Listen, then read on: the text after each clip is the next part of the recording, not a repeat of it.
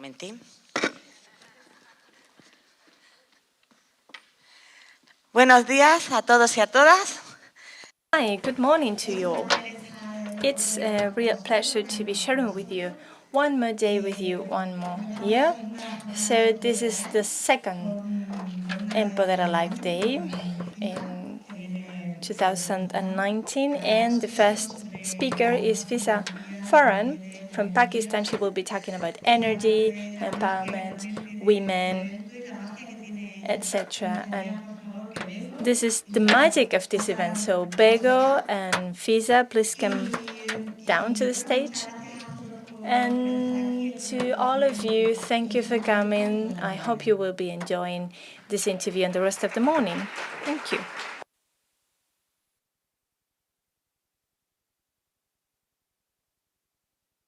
Good morning, everybody. It's a pleasure, like Yolanda says, to be here. I'm very grateful to Ciber Voluntarios to give me the chance to talk to Fisa Farhan, this wonderful woman and professional in economics, and you will see that she knows and she's an expert on so many subjects. And we're going to have an open dialogue. I will ask some questions, but you are invited to ask anything, to make comments to her. She's very open to that. She wants to interact with you. So please do, and feel free to do that.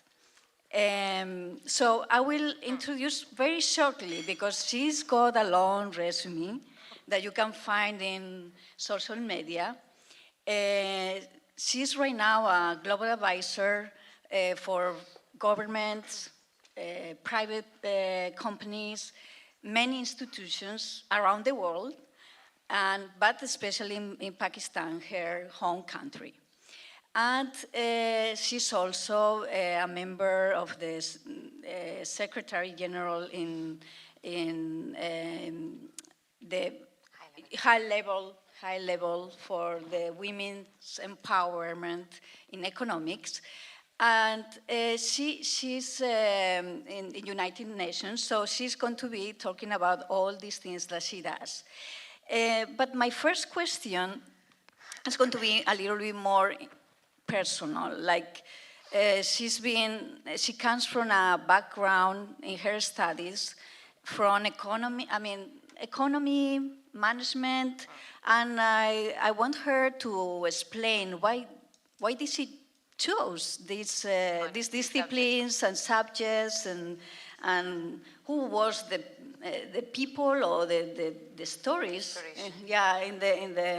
in her life to be doing those choices. Yeah. Good morning, everybody. Can everybody hear me perfectly well? Yeah. Okay. I tend to talk a bit fast. I'm going to try to be slow so that our friends here in the translation box can interpret it for you well. So I'll try to be as slow as I can, but if you guys want me to be slower, let me know, okay? So I come from a very different world. I come from Pakistan, where the world, the culture, the traditions, they're very different from where you guys are from Europe, right? So I like to give you a little context of everything so you can understand my journey better, because it's from a very different part of the world, a very different society. When I was doing college, coming back to your question, I did not know, there were two options for girls. Either you get married immediately after completing your school, or you become a doctor, because doctors make good wives, and doctors make good mothers. So, you know, either you get married and become a mother, or you become a doctor, fine, and then you become a mother. I knew I did not want to become a wife immediately. I will become a good wife at some point, which I am now, after 15 years. But I hope my husband agrees. But I knew that I did not want to choose the conventional path that every Pakistani woman usually goes through. And I wanted to do something different. I did not know what that different thing was. But I wanted to do something that creates an impact, that makes me proud of who I am every day, that makes my future children to be proud of their mother from Pakistan. But I didn't know what it is. I did not know what it was. So I just chose economics because it was a very general subject. And I knew it is just going to keep me open-minded and open-ended to choose my course of path in the future. If I chose biology or chemistry or engineering, I would be stuck to becoming an engineer or a doctor or So I just went to the university and I saw which is the most open-ended subject I can choose that does not lock me in any one field because I did not know what field I'm going to choose. Who am I going to become? So I chose economics. When I did my graduation studies in Pakistan, the norm of my family, the convention in my family, is to get the girl married off immediately after university, like immediately. And then if the husband wants, she can continue to study. If the husband doesn't want, then too bad, become the good mother. So I knew even then that becoming the good mother is not, it's going to happen, and it has happened now, but it was not back then, 15 years ago.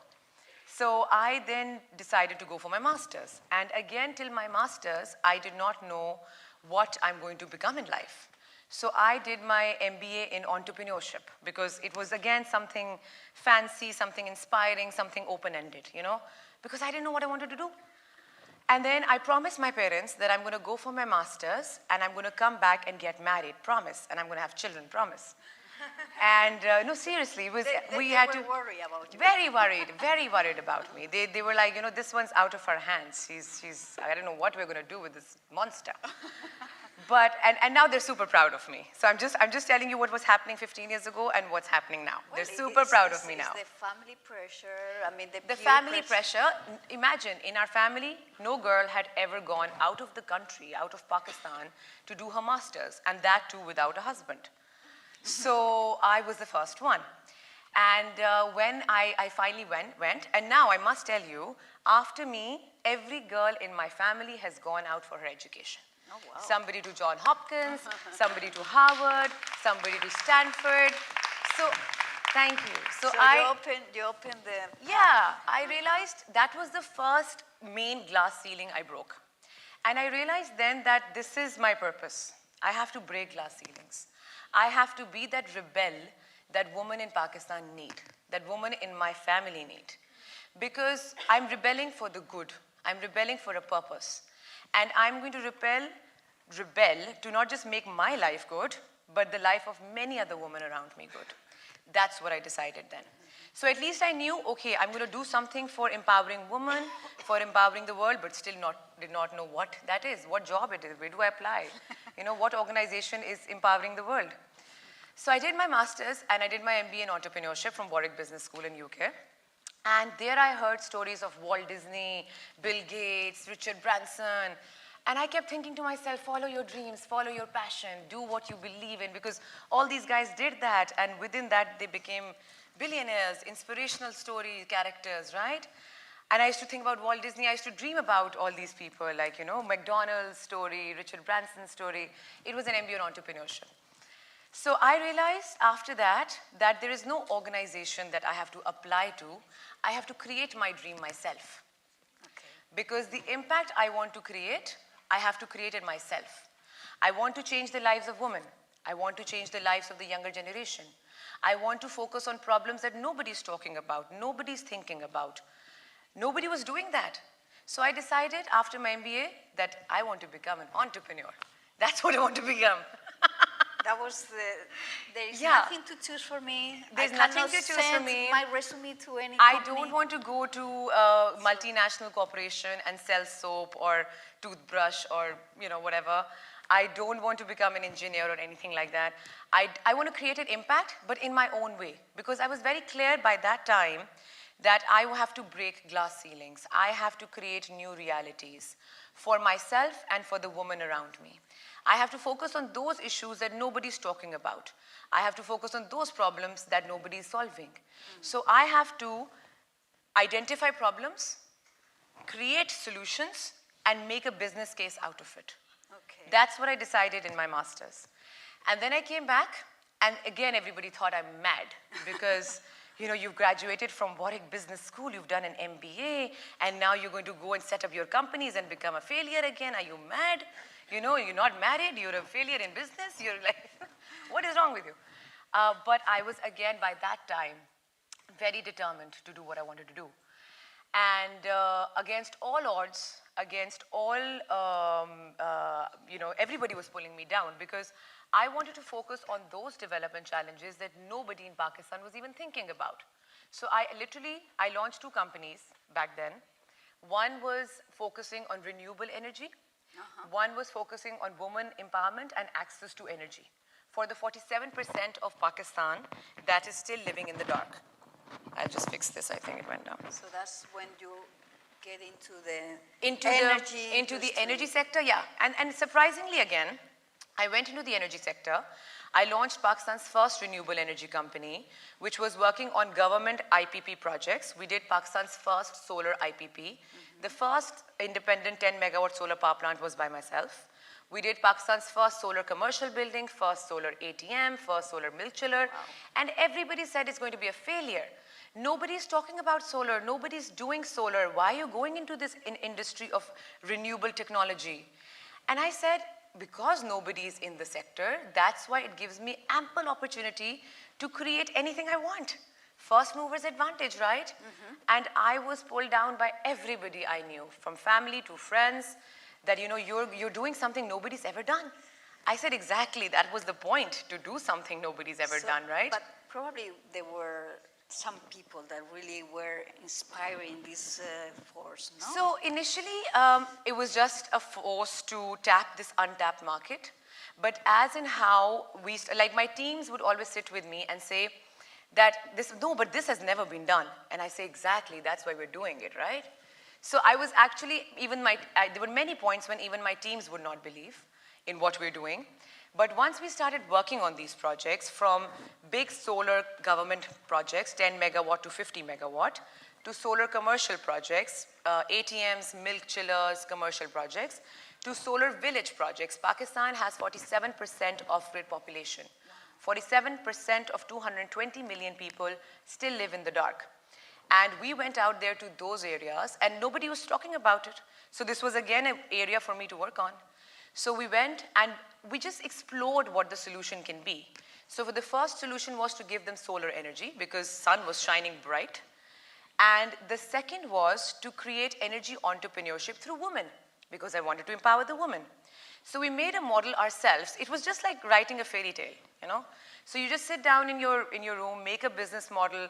These are the problems. Okay, problem number 1, no energy. Give them solar solution. Problem number 2, the women are not empowered.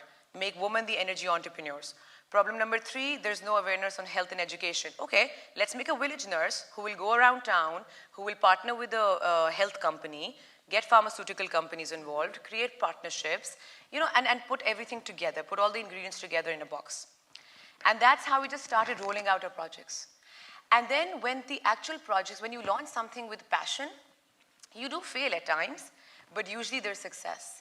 And when these projects started turning out into international best practices, and the UN Foundation, the UN Habitat, UNICEF, they all came on board to endorse my projects as international best practices, That's when the table turned.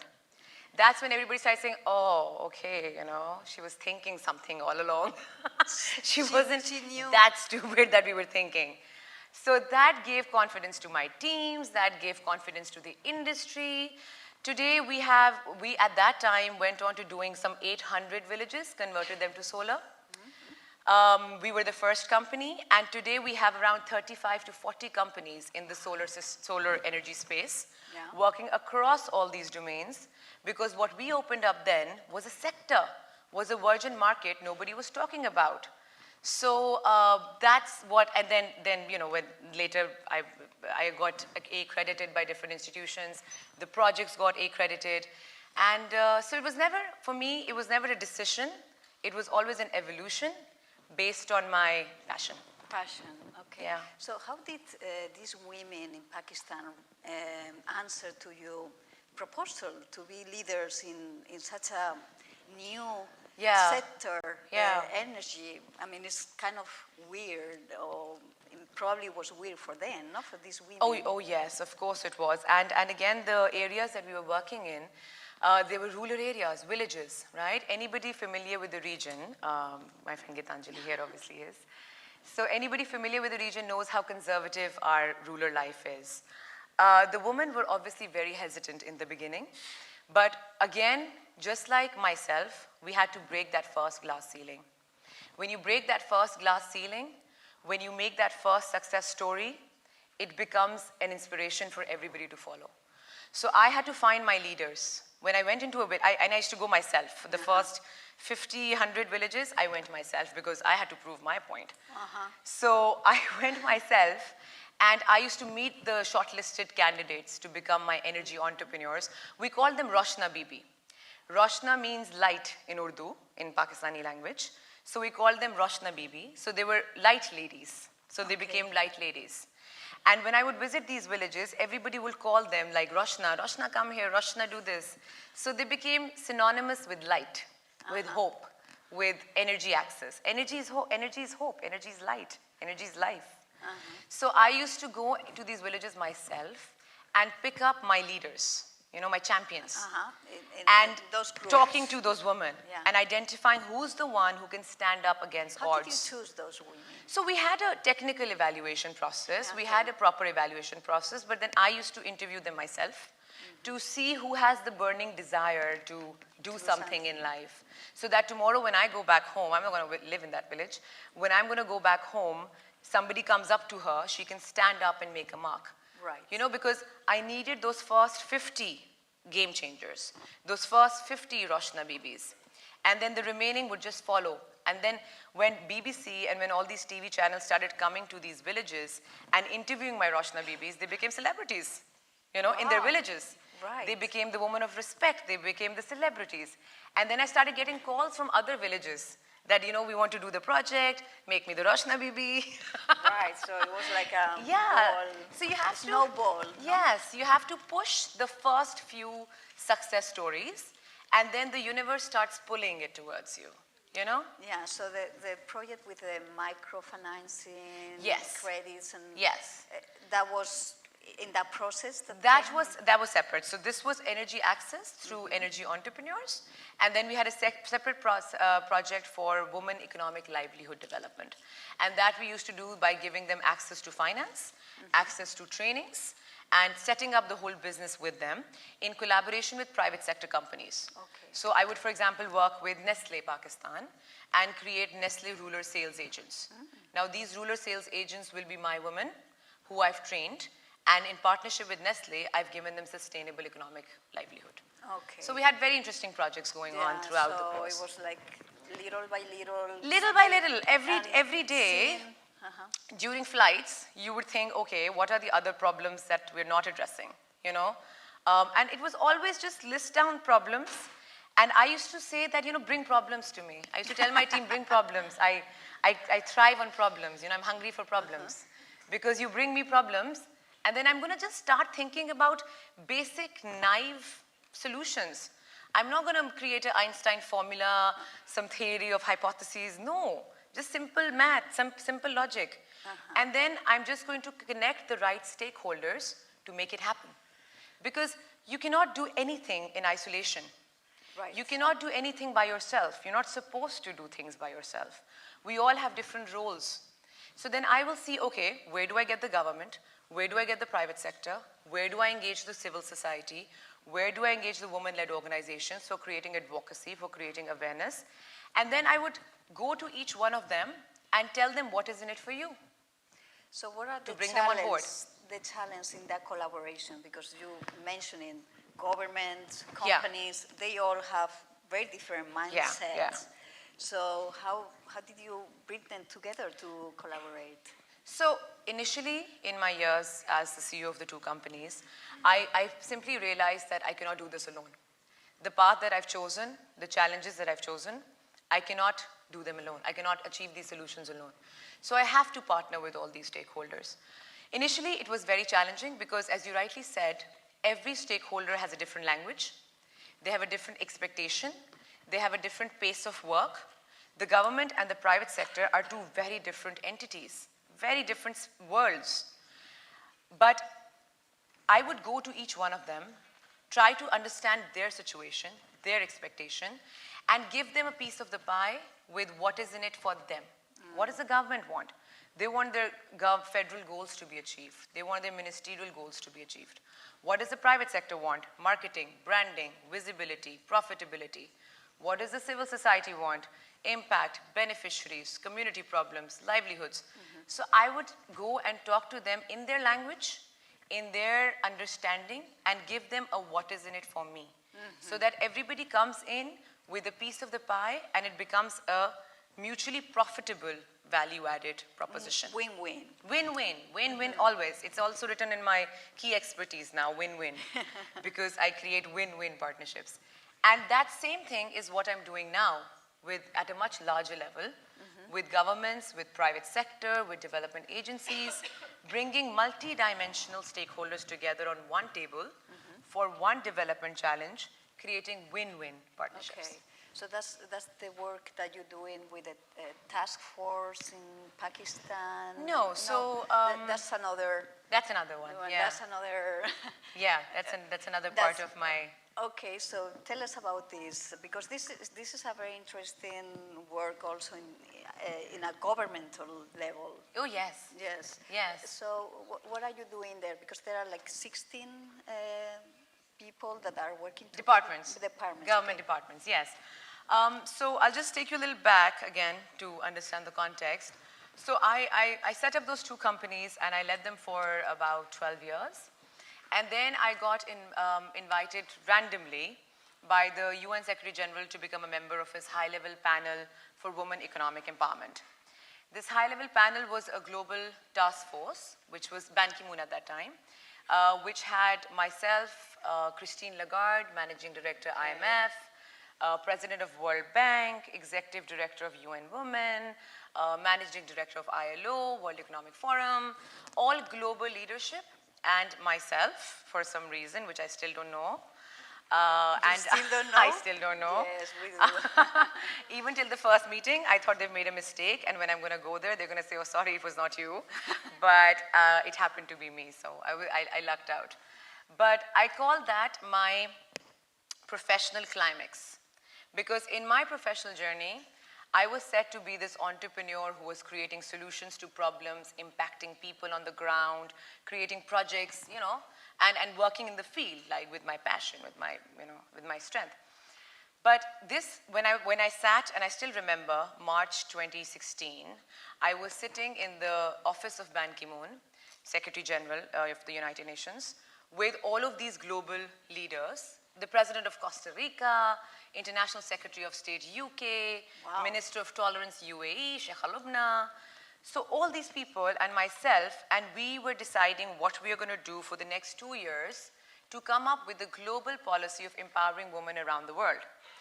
And when I came out of that 2-hour meeting, and even there I told them that with all of you guys on the table, World Bank, IMF, ILO, World Economic Forum, United Nations, what can I do for creating a policy, right?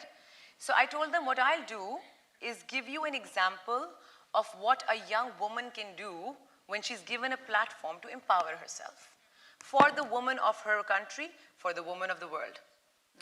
And that became, I just said it, you know, I just said it, and then on my flight, and that became a call for action by Pakistan in the United Nations language. And then on my flight back home, I was thinking, okay then, what am I going to do? How am I going to create a case study for the United Nations, being a woman for the woman of my country? And then when I came back, the Chief Minister of Punjab at that time, Punjab, again, guys who don't know Pakistan much, it's our largest province with 50% of the population, 110 million people. So that's the context. He picked me up as his advisor to become on women empowerment as well. And with that, I realized that I just need to explode now in the world out there. And I need to move beyond my focus on my 2 organizations and go out and impact the entire women and youth and all the agendas I work on in Pakistan, in the region, and globally. So that's how I then evolved as an independent advisor, which I am now, right. Wearing multiple hats, advising different governments, different private sector, UN agencies, on gender, climate change, and partnerships. Because those lessons I learned back then as an entrepreneur, that we need to create synergies, we need to create partnerships, it still holds. We need to come together to achieve any development goal. Okay, So it looks like maybe there are some questions. Oh, no? I thought you took the... Solo he okay. cogido esto por si alguien. Oh, okay, okay. Oh, okay. Okay, but there is one. Okay. I thought there were some people. This... Hello, Hi. Fiza. Thank you so much for to talk with us. I never speak in English. I don't know if you can understand me. It's fine, we can translate. Yeah. But my question is simple. I love your country. thank you. I love the Hunza Valley. I love the Rakaposi. And my first trip to Pakistan was last year, but the government of Spain don't recommend travel to Pakistan. And my question is, what's the solution to travel more people to Pakistan, to know the wonderful people in Pakistan, the wonderful places in Pakistan? Yes. And what's the solution to open the mind to the European people to understand that when you travel another country like Pakistan, you open your mind and you put a new seeds in the woman from Pakistan, the idea that you can sell it and you can choose another kind of life because you can speak with people that another countries. And this is my question, and this is the problem that I put for you. Thank you. No, that's because I think this is something important. Thank you. No, that's a very important question and a very important problem. You're right, Pakistan is wonderful, and many people who from Europe or the US or anywhere outside who end up coming to the country fall in love with it. You can see so many documentaries on Pakistan. You can see so many documentaries about people from Europe who came to Pakistan, did a bike ride till the north and back, and they absolutely fell in love with it because we're just like we're Spanish people. I tweeted this morning that it feels like I'm in Lahore. The love, the warmth, the loudness, the party, you know, we're exactly like that. We're the same. So it's beautiful, it's wonderful. You're right, there are two problems, both external and internal. One is I feel Pakistan has not done a good job with the marketing and branding of the country, like a product. And in my position now as the advisor to the Prime Minister, I'm actually working on this task. We have a Ministry of Tourism set up, and we're actually very actively working because the new Prime Minister is very focused on bringing people to Pakistan, tourism to Pakistan. He's always traveled the world himself. So we are very focused now on working on the marketing and branding of the country, making people see the good part of Pakistan, because unfortunately, the media likes to follow and showcase only what is going wrong, even if it's going wrong in a little roundabout. I'll tell you a story. I had some friends visiting from Europe once, and we were going around town. We went to dinner, had some nice wine. We were going to another social event. There was a wedding happening, and our weddings are glamorous. And again, Gitanjali, you would know, our weddings are like Bollywood movies, okay? Fantastic. And when we were going happily, on a little roundabout in the city, there were some 50 people standing with some boards protesting for something, right? And entire media of Lahore was surrounding that roundabout and covering that protest. And they were telling me that, you know, if we were back home, this is what we will see. And we will say, oh, Lahore is in chaos again. You know, no, Lahore is not in chaos. Just because 50 people out of 26 million who live in that city decided to spend their night protesting for something doesn't mean the remaining 25 million, God knows what, are not having fun, you know? So it's a matter of perception. Your question on how you can travel, I have visited the Basque countryside 3 years ago where we met, and it was to promote Pakistan because the Baltistan Foundation works in Gilgit-Baltistan, the area you mentioned, and they're headquartered in Basque, Bilbao, San Sebastian. And I came to meet your ministers, and I came to meet other stakeholders to extend relationships between the two countries. And we have set up some guided tours from Basque to go to Pakistan. And they go every year, twice a year. And they love it. I can introduce you to those people. and you can come with them because they'll arrange all the logistics. And So see you in Pakistan. And you invite all of them. All of you, yes. Come from Basque to Pakistan, okay? I want to see all of you. ¿Otra pregunta? En español, hola. Oh, sorry. Yeah, sorry.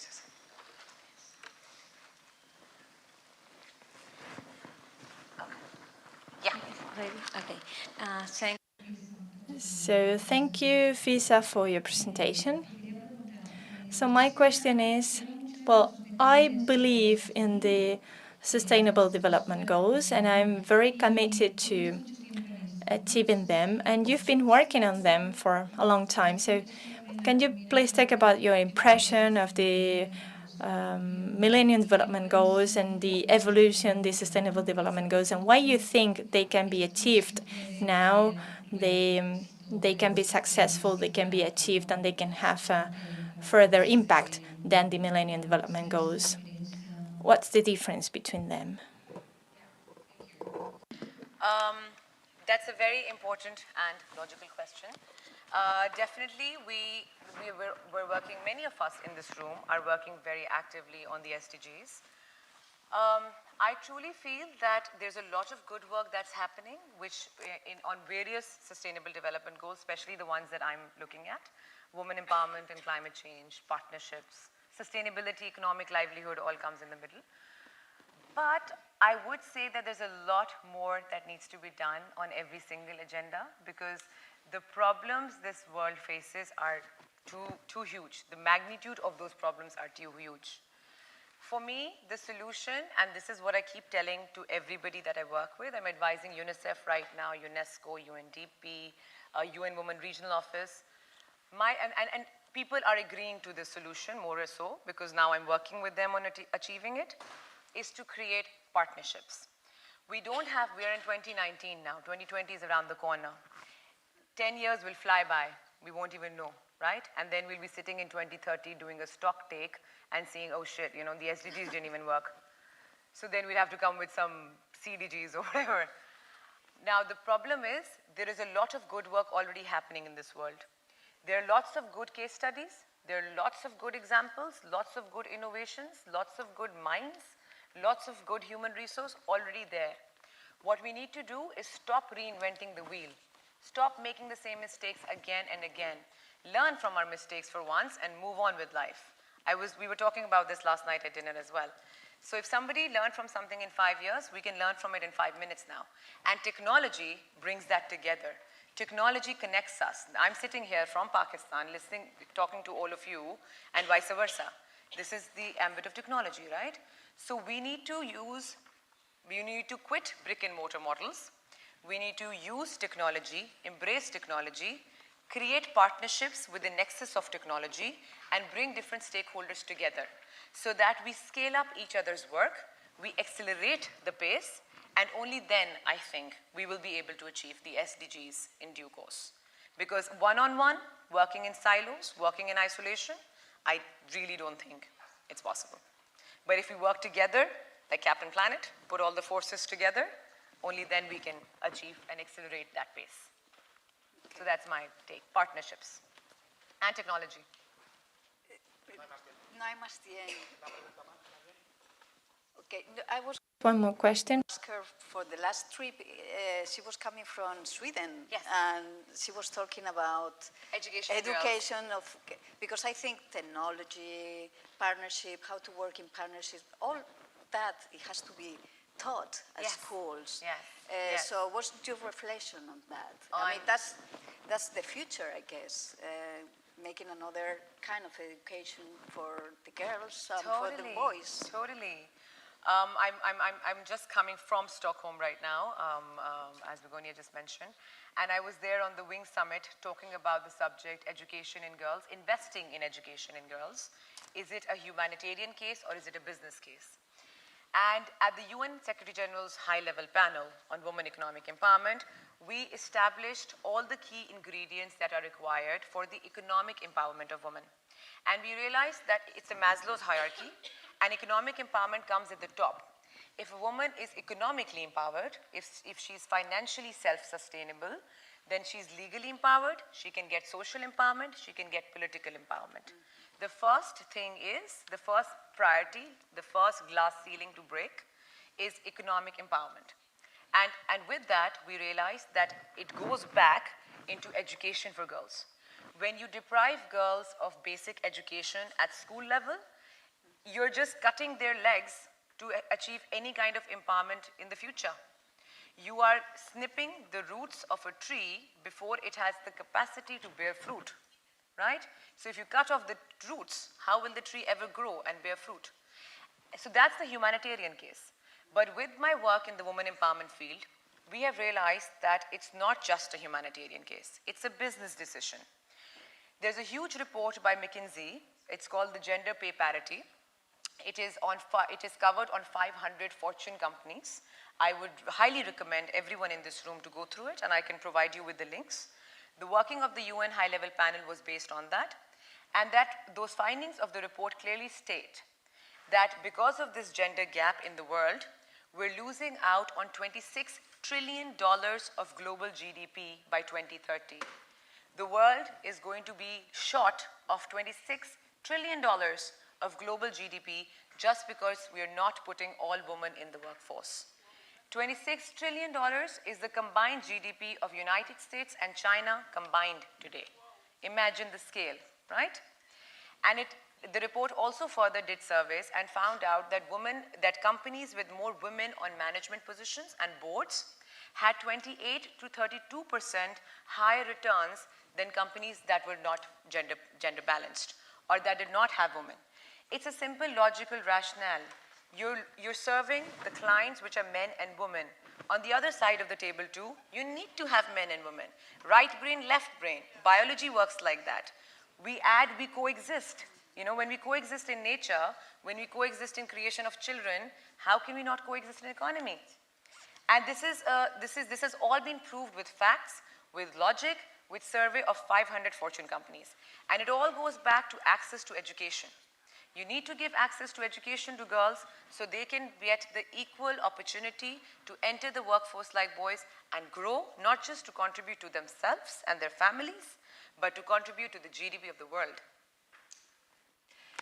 Well, Fisa, it's a pity, but we have to finish. And I had to thank you for bringing us some magic, because I believe that you had some sayings that you believe in magic. I believe in magic.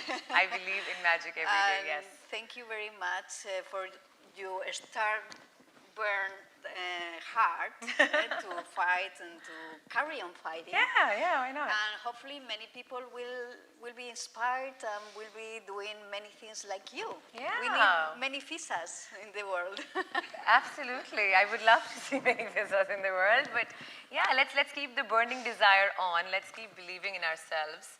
And let's create our professions into our passions, because that's when success is there for all of us. So yeah, thank you very much for having me here. Thank you.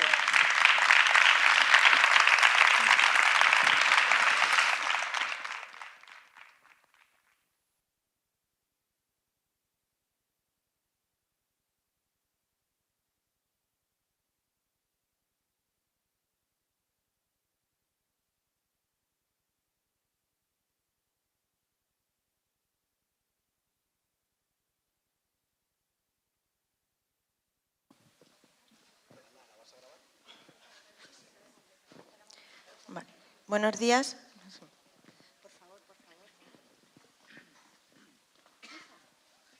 Hi, good morning.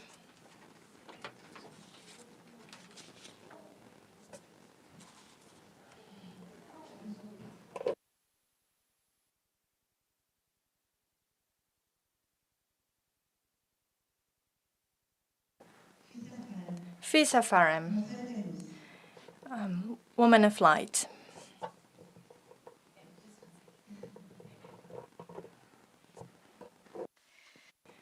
Fisa Farham, a woman of light. You pave the way and you break all the broken gaps for the roots. You open the door to the pause, to your impact, to your decision, and there are fireflies that light the way.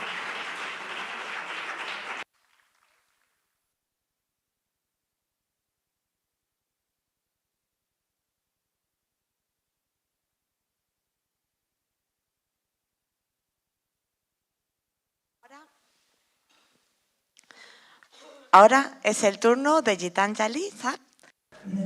Now it's Gitanjali's turn, and Juan Zafra is also going to tell us about how technology can help us have social impact.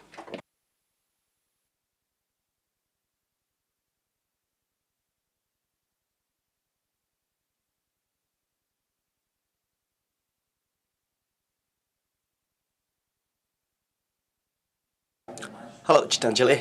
Thank you very much. Thanks to Jorge, thanks to Yolanda for inviting us and having us here. You and with everyone here.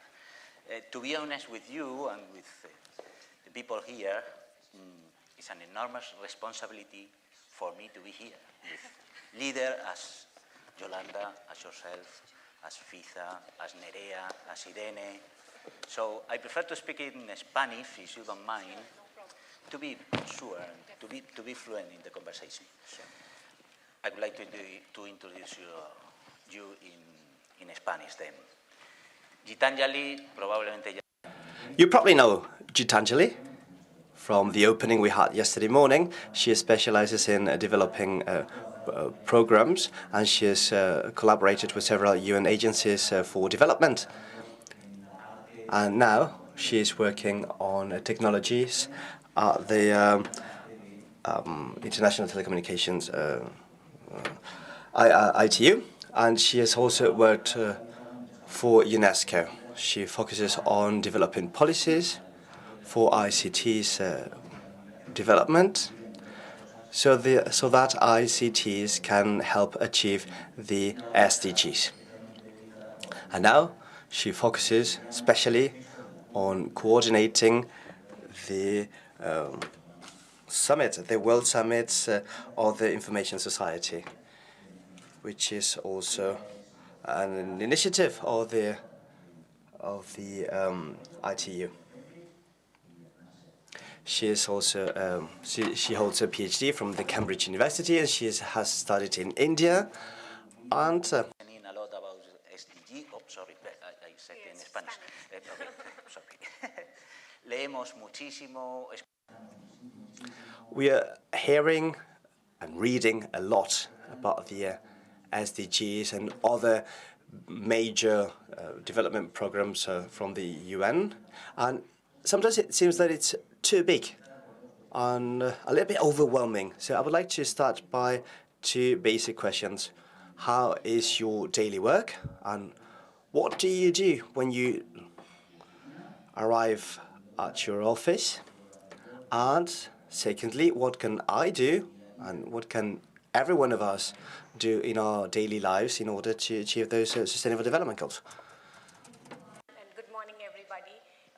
It's a pleasure to be here. And first of all, I'd like to congratulate Fiza for being the strong woman that she is, and Yolanda, because we need these kind of women to bring about a change in the world. So well done, and please keep it up. And also in this conference, I think I do see a 50-50 participation, and that is extremely important. So well done to the organizers, because it's very important to see equality in gender participation. So how does my day start? Well, I'm exhausted by the time I reach office, because I'm the mother of a 4-year-old. So by the time he's in school, you're like exhausted. But the minute I reach my office building, I'm excited, I'm passionate, and I'm ready to do all the work that is waiting for me to be done. Basically, as Fiza also said, basically anyone working in the development world cannot work if they do not have a deep passion for what they are doing. Now, you really need to feel the need to do what you're doing, otherwise you really can't do it. So what is my job? Basically, my job is to ensure that all people around the world are included in global policy making. So whether it is women, it is peoples with disabilities, it is the youth, it's the older persons, they are all included in the digital transformation that is taking place right now. And that is what I do by way of a global process called the World Summit on the Information Society. This summit was set up in 2003 and 5 by the United Nations. And like I mentioned yesterday, it was the first multi-stakeholder event of the UN system, which meant that it was inclusive right from the beginning. All stakeholders were invited to contribute to the decision-making processes. The private sector, academia, civil society, all had an equal footing as the government officials sitting in the room. So that is the beauty of the work that I do to ensure inclusiveness in the policy processes, the global policy processes that are taking place, so that inclusiveness of regions, that's extremely important as well, that we ensure that the needs of Latin America are as well included as the needs of Asia and Africa. So a level playing field, Europe is provided to the world, and an opportunity is provided so that they can be part of the digital transformation that is taking place. But exactly what do you do? You talk with the government, Exactly. you talk with the companies? Yes, I talk to a lot of people. I work with 32 UN agencies on nearly like a day-to-day basis. So FAO for agriculture, health is, WHO, gender is UN Women. So, it's a lot of talking, lot of coordination. And as we've been hearing since the past 2 days out here, partnership, collaboration, coordination amongst different stakeholders is really the key to any program or anything that's happening You there. read a lot about public policies? Read a lot about public policies, and we work on resolutions. So basically, we have UN resolutions in the UN General Assembly, and internally within the ITU, we have our own resolution on WSIS. So there are 2 parts of my job as well. One is internal within the ITU to ensure that, and that we work a lot with our own members. So government officials, mostly from the Ministry of ICT, regulatory bodies, big private sector companies, all working in the area of telecommunications, to ensure that they are including the goals and the values of WSIS, of inclusiveness in whatever policy making that's taking place. And on the other hand, my role, like I told you, is to work with all the wide stakeholders that are existing, like could be Yolanda from Cyber Volunteers, civil society, academia, University of Barcelona. It could be, a small NGO in India or Pakistan. So, it's like, it's a huge, it's basically my day-to-day work is connecting people, and connecting people to make the world more inclusive for digital transformation. I guess this is it. Congratulations. Yeah. Do you make recommendation to the stakeholder, to the government, to the companies, to the academia? Yeah, so it's all a bottoms-up process. And for example, I can just give you, we work in collaboration with all stakeholders. The agenda of the WSIS Forum, the main event that I coordinate, which happens every year to look at the implementation of the different goals that we have, like ICT infrastructure, cybersecurity, health, agriculture, the agenda is built in a bottom-up framework.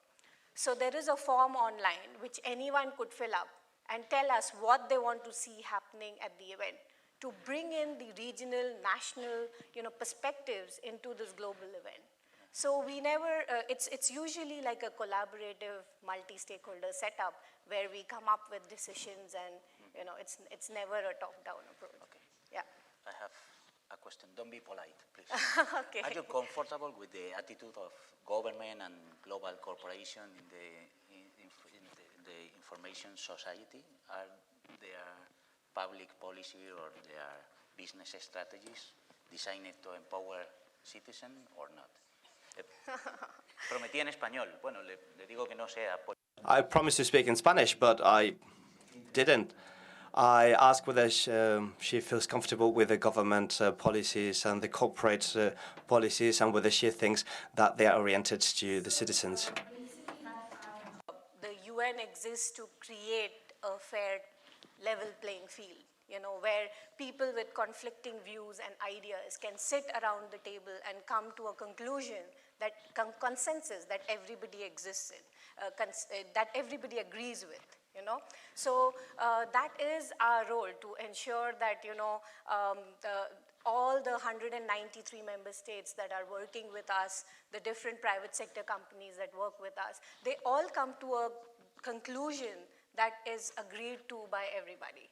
So it's not that, one member state would say something and we would have to sit with them to get them to agree to it. Basically, everybody sits around the table and agrees to the policies that are made. And that's the role of the UN. That's the role that we play, a mediation role, that we get everybody to agree on certain resolutions, certain decisions that are taken to take our work forward. Sometimes this is a slow Yes, way. sometimes it could be a very slow process, I agree. Yes. Do you dare, te atreves a describir? Would you dare describing your ideal future? Ideal future? Well, ITUs... You are working to get? Yes. So our job is to ensure that, ITU statistics shows that basically half the world has access to internet, but the other half still doesn't have access to internet. And coming from the developing world, and I spent nearly 15 years working in the slum areas of Delhi and around Delhi to understand the value ICT brings, the economic and social upliftment that ICTs bring to the people living around there. So that's very important for us, to bring those people, connect them, and bring them to the benefits that ICTs could bring. I visited a village in Thailand that I mentioned yesterday, that they are getting 300% economic profits, 300%, and these are people who did not have access to those external markets at all. A lot of women entrepreneurs have come up. The village headman has come back from Bangkok to serve his village. He's a telecom engineer, but because of the economic opportunities he sees with this rural connectivity, very important. It's very important to connect the rural areas and low-income areas in the developing world and bring them the benefits of technology. I guess that is our goal. You said me last night that you don't travel a lot. Yes, I don't travel much. We are saving the carbon footprints, yeah. So we don't travel much. Even during our event, we have remote participation for each and every session that we have. So we have more than 300 workshops taking place, but you could connect from wherever you are in the world. You could even pose questions. You could be visible on the screen. So we are making maximum use of technology to be able to reduce the impact on climate change. And we are very proud to say that we are a paperless organization. So we do not use paper at all in ITU. It's a very difficult thing. It's change management, especially in a UN organization, especially when you're working with ministers and member states from all over the world. But I believe that, it has really reduced a lot of unnecessary paper that we used to use. We do not print any publications. We don't even print the agenda of any of our events. But we use technology to promote, these things. What happened with these countries of religion that having access to internet or to the technology? You travel there, and what kind of job? Yes, of course, when it is necessary to show our commitment and to be here. So that's why I am also here, because, we really feel the need to encourage the work that small NGOs like Cyber Volunteers are doing, to promote the use of ICTs at a national and regional level. So it's very important to show your gratitude to some of the real work that civil society organizations are doing. So of course we travel for that, but we try to avoid as much as possible. To be concrete, I would like to know which kind of recommendation do you make to reduce the inequality, woman inequality, young inequality, or person with disability inequality? So ITU as an organization is doing a lot of work in all these things, but I could tell you about my own project about WSIS. For example, the main motive of WSIS is to create awareness and to create partnerships and connect people. So what we started was to popularize the use of ICTs for disabled. We actually had initiated a full day track to bring about awareness about what kind of technologies exist, first of all, for the disabled, what do they want from us, and what kind of policies should be made to ensure that persons with disabilities are included in all the decision-making processes. So we also made some innovations, like we had sign language interpretation for the first time in our meetings, so that people with disabilities could follow everything that we were doing out there. We had extremely innovative startups like the ones we heard yesterday. There were some startups that were looking at how mobile phones can be used for the visually impaired, how we could have machine learning captioning for the people who cannot hear, So these things are, assistive technologies which are actually improving the lives of persons with disabilities. And it's such a simple thing to do. It's an innovation to include in whatever we do so that it's accessible. For women, we have a 50-50 challenge to ensure that all our meetings, our events are gender balanced, and we have women and men participating in the meetings. All the letters that go from our Secretary General include a line saying that we would request you to have gender balanced delegations.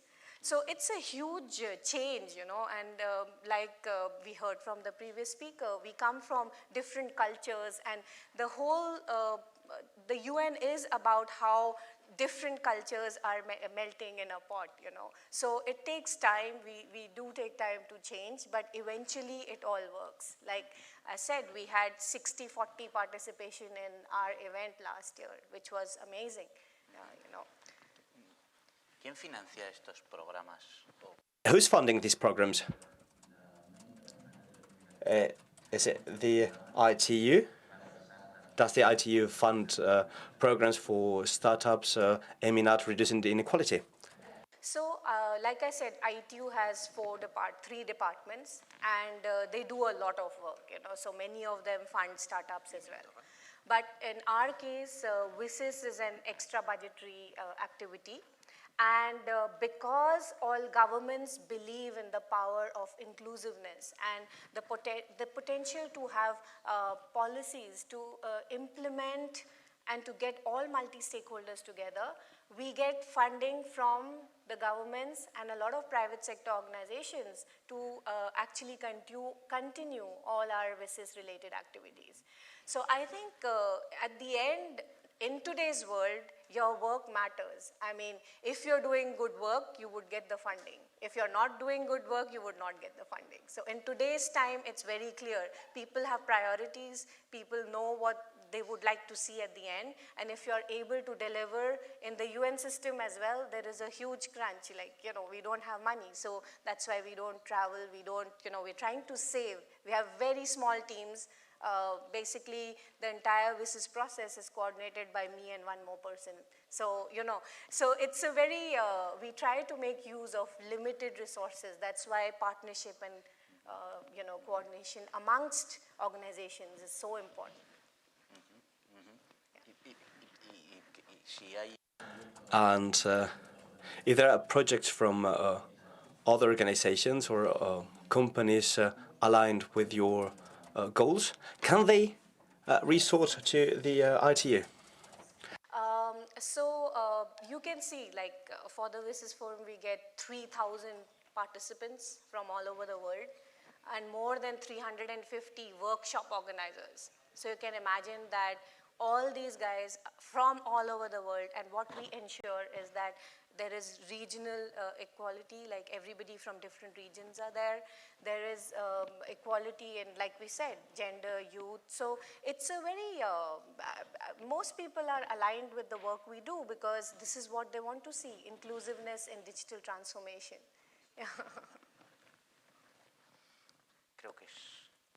I think it's time for some questions or thoughts, feedback.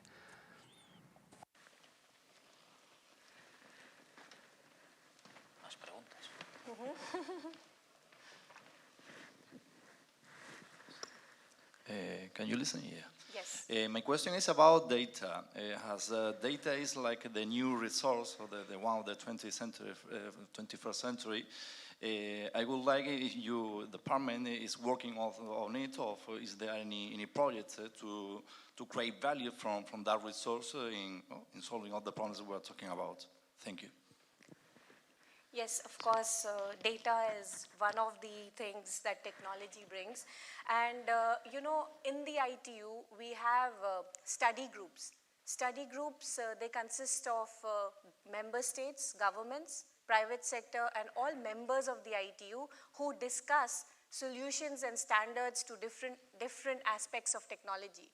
So there is a study group that discusses data as well, where experts from all over the world, including academia, talk about how they could find a solution and a global standard to all these problems that are associated with technology. So I could link you up to the group that is discussing the data questions, and then you could take it forward.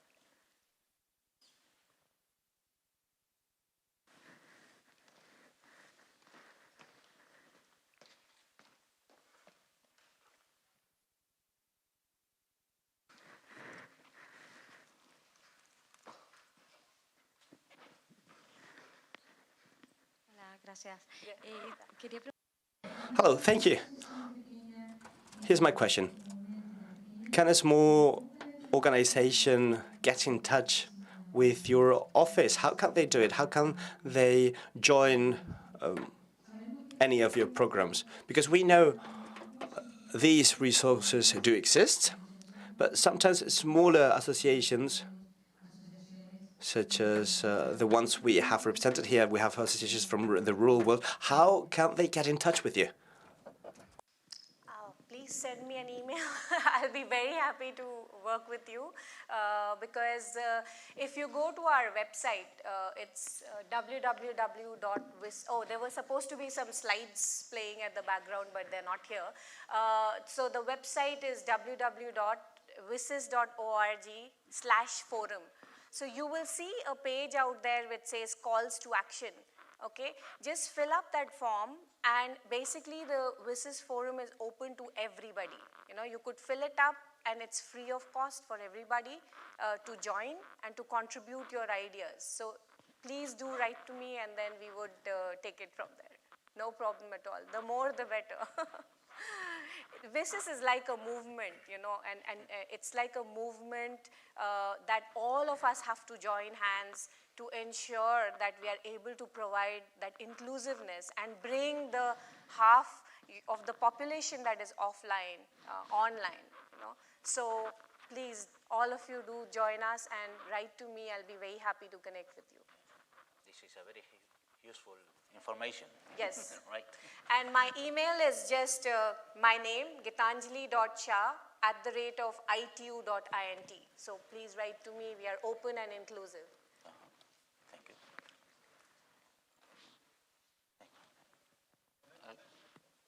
No. ¿Alguna? Yeah, sí, es que... Any other questions? Last question.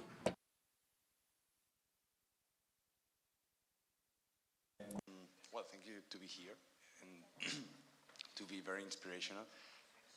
I had this question about, might be quite difficult, but how do you make it to equilibrate the weight at a decision-taking chance when listening to small, humble organizations, as she was mentioning, and big corporates, big academic institutions, and give a little power to everyone so the decision is well balanced and we know how it affects to everybody.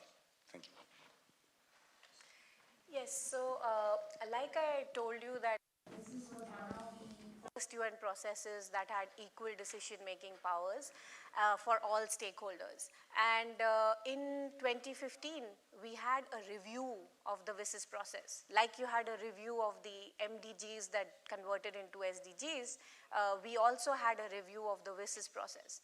And we opened it up, it was a multi-stakeholder process to negotiate each and every action line. So ICT infrastructure, cybersecurity, all these different action lines that are implemented by different UN agencies. And every stakeholder, like a small NGO to a big corporation to a government, had an equal footing in the negotiation process. Like we were doing it on site and we were changing the words in front of everybody, in the document. So that is the beauty of the WSIS process, that we are not stuck with any norms that, but we are open and inclusive to all stakeholders. So yes, it's everybody's voice is included.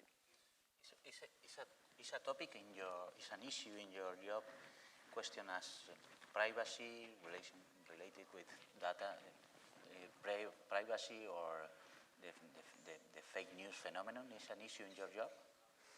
Yes, of course. So fake news comes under our action lines on cybersecurity and ethics and media, So ethics and media is implemented by UNESCO. So we work closely with UNESCO in implementing anything that concerns the ethics of the use of ICTs. And media, like for example, the safety of journalists and things like that. It's all done by our very close partner, UNESCO. And ITU, of course, our core job is to look at cybersecurity issues and stuff like that. So we work in collaboration with our different UN agencies. And WIPO is also World Intellectual Property Right Organization, is also a very close partner in this area. To ensure that these kind of things are fought with, because fake news is becoming actually a very big global problem, and especially in countries like, of course, even like India. I mean, we have billions of people there, and one fake news can create, So it's becoming a huge problem as well. So we do work with governments to come up with policies that could help cater to these. Do you work together with media to get your objectives or not? We don't work as much with media in that sense, but I think UNESCO works a lot with media. So every UN agency has their respective mandates as well. So UNESCO as a UN agency has a mandate to work with journalists and print media and social media and stuff like that. Yeah. And what about the big platforms as Facebook? Yes. Do you Yes, we do work closely with Facebook, and Facebook actually comes every year to the WSIS Forum as well, because they understand the true potential of processes like WSIS. They are also a sector member of the ITU, because ITU is one of the UN agencies that opened its membership to the private sector, the academia, and very recently tech startups. So all the tech startups here, if you would like to be a member of ITU, we'll be very happy to welcome you to our community. Yeah. Okay. So social media can do a lot to fight the inequality too. Yes, of course. Are they doing? Oh. So I think you asked. Are they fighting the inequality? Is the last. You need to finish. You need to finish. Don't be polite. Finish. Okay. Okay. Yes. 2 minutes. So I think one of the questions you asked me yesterday was, how can you use your mobile? Oh, yes. Yes, It was the second one. Yes. ¿Qué puedo hacer con mi móvil to eliminar la desigualdad? Para eliminar la... To remove inequality. Puedo ayudar a tus objetivos. How can I contribute to your goals? Very powerful tool for many people in rural areas, okay? So first of all, to communicate in local regional languages. You know, that's a very important thing, to communicate with people in local regional languages. It's being used for e-banking in many places in Africa and in Asia. It's been used to actually reduce the carbon footprint, the waste that we produce, because we do not really have to print anything. Like today when I'm flying, I'm just going to scan my boarding pass. I don't need a paper, you know. So you could use your mobile phone as a very powerful tool, economically, socially, to connect to, you know, your old grandparents, to bring them joy. So there are lots of things that you could do using a mobile phone and contribute to, you know, the development process. Thank you very much. Thank you. Let's go to change the world. So with my phone. Okay. Thank you again. Thank you very much. Yes.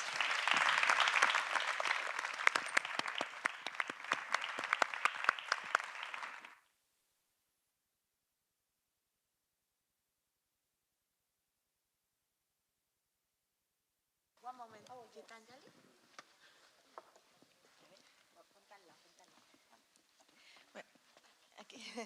Bueno, el poema se titula Gitanjali, es para ella. This poem is, the title is Gitanjali. The poem is for her because I love her name. It's very poetic. Gitanjali. Dawn. It's dawn and the world is awakened. The world is now connected by the wish to have an egalitarian board. Only the stopwatches are sleeping because now is the time for Gitanjali.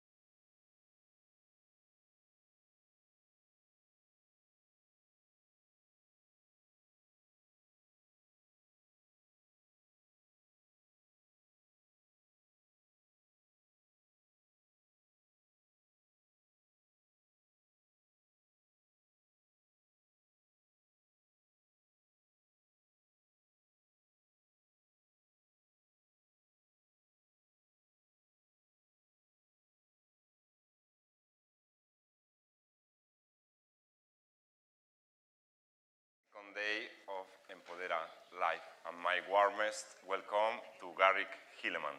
Welcome, Gary. At these times, all of us, the entire world, are witnessing a deep and silent revolution. A revolution which is changing the way we pay, the way we create value, and the way we trust each others.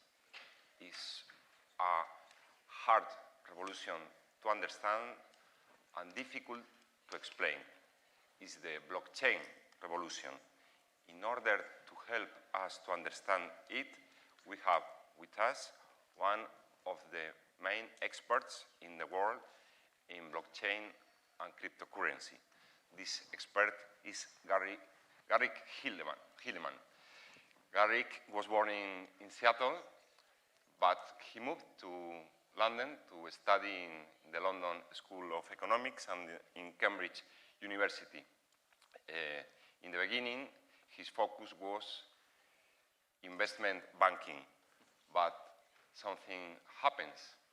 Lehman Brothers fall 11 years ago.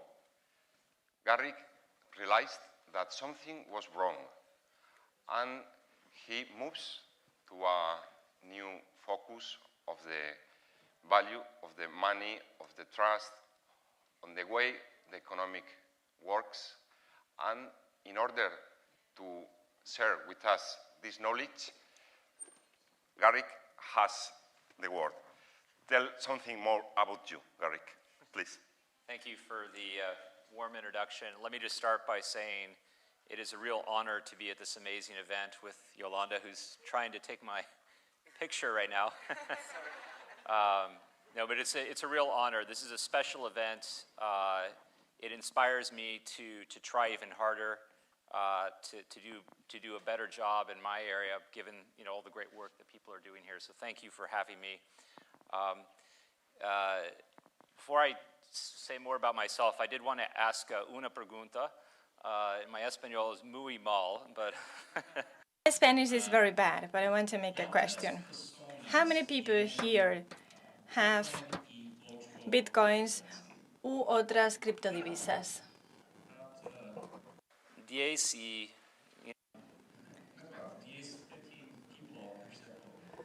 Bueno. So that's amazing. In 11 years, almost 11 years that Bitcoin has been around, we've seen it grow to have probably 20 million or more people now that actually own some cryptocurrency. And I first learned about Bitcoin in 2011 at the London School of Economics during my PhD. And I was studying the financial system and the macroeconomy and trying to understand the 2008 financial crisis, why this had happened, will it happen again? And I watched many things that were attempted to address the problems that created the Lehman Brothers collapse and the 2008 crisis. We saw regulatory reform. We saw things like Dodd-Frank passed by the US Congress and the so-called Volcker rule to prevent investment banks like the one I used to work at from gambling and crashing the financial system. But today the Volcker rule is being deleted. I saw things like Occupy Wall Street, people mobilizing in the streets to protest the corruption and the inherent unfairness of our financial system. But Occupy Wall Street died. And I realized that if you really want to change the financial system, if you really want to create a fairer, more transparent, more equitable, more efficient financial system, you need to change the software. You need to change the infrastructure. This is the only way to create lasting impact and change around money in our financial system. And I believe blockchain technology is a very important step in that revolution. Gary, where does the money come? This is a great question, and one of the first questions I begin all my lectures asking my students, because it's very hard to understand Bitcoin if you don't first understand money. And where does the money come from? It grows on trees, right? The paper, it's actually, in the United Kingdom, some of our banknotes are plastic now, so it no longer grows on the trees, but this is the joke.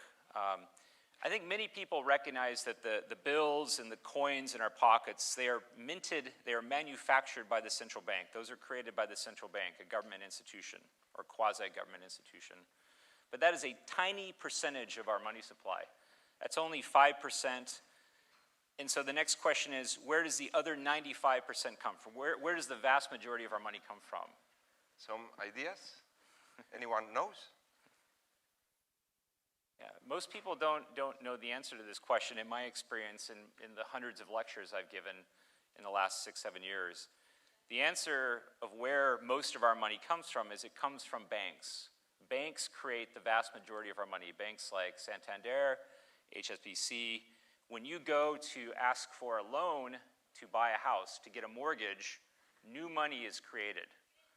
And this is not widely understood. It's not taught even in many economics 101 classes, and it's very important to understand that's the current system we have to understand also how Bitcoin works. And then, where does cryptocurrency comes from? So 11 years ago, this mysterious person named Satoshi Nakamoto published a paper describing Bitcoin and shared it with just a small number of people who received it and said, this will never work. We've tried this before. In fact, we've been trying to create cryptocurrency for almost 40 years. The story of cryptocurrency begins long before the story of Bitcoin. And so there was a lot of skepticism when Bitcoin was released by the mysterious Satoshi Nakamoto 11 years ago. But it's been working. It's been working and operating for over 10 years, and its value has been increasing, and more people are using it. And now you see companies like Facebook launching their own cryptocurrencies in just 10 years. It's a minor economic miracle what cryptocurrency has achieved in such a short time. In fact, the first personal Bitcoin is often compared, Bitcoin and blockchain are often compared to the internet, as big a revolution as the internet. All right, the first protocol of the internet, TCP/IP, was invented in the early 1970s, and it took over 20 years until the 1990s for the internet to have tens of millions of users like Bitcoin.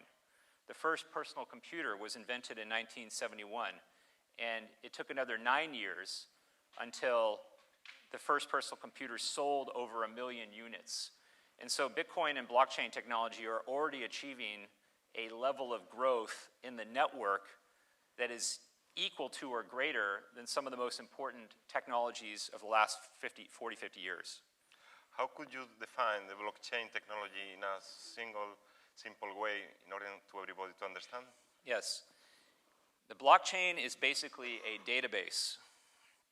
It is also sometimes called a ledger, but it's a very special type of database because it allows for people who do not trust each other or it allows people to exchange value and interact without requiring that they know or trust each other.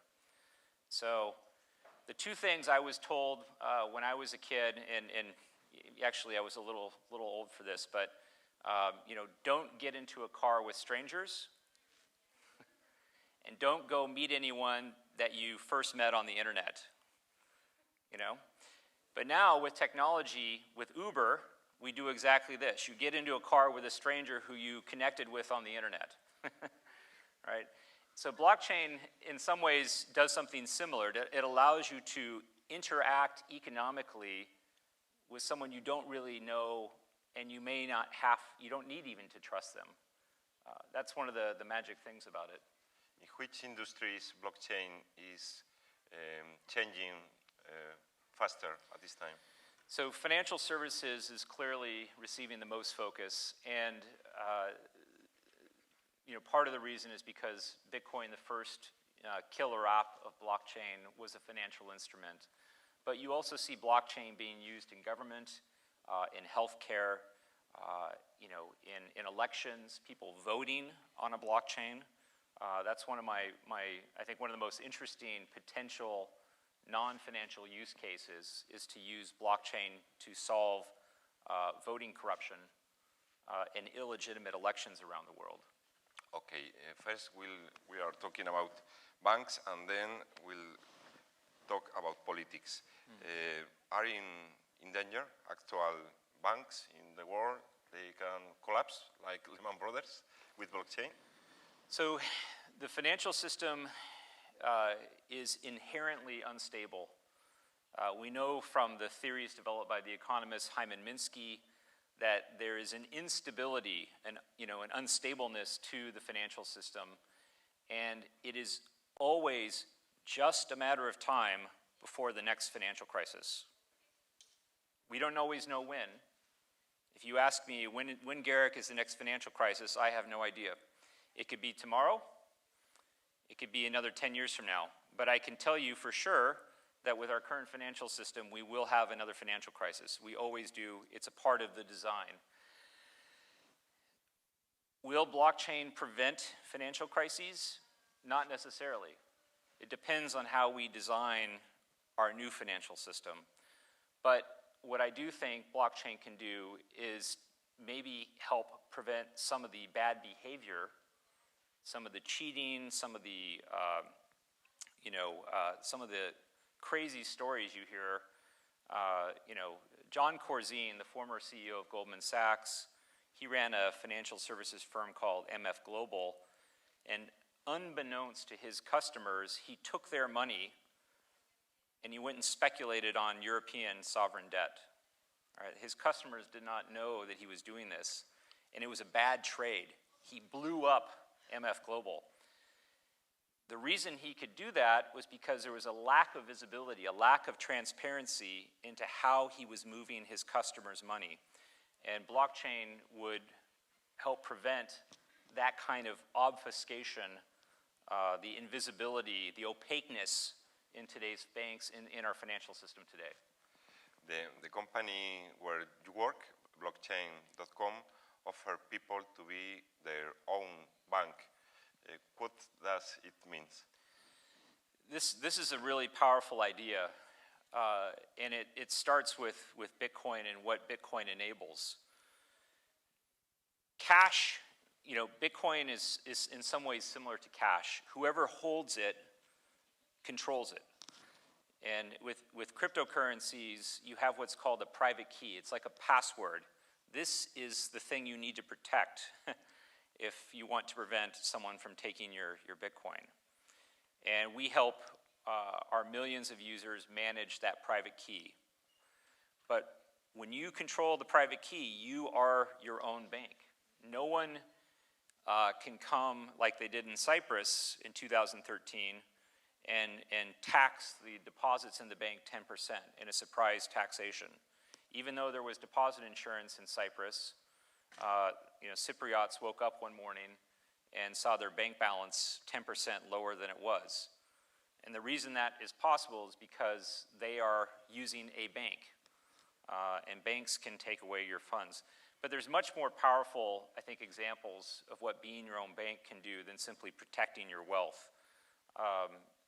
I think it's an empowering,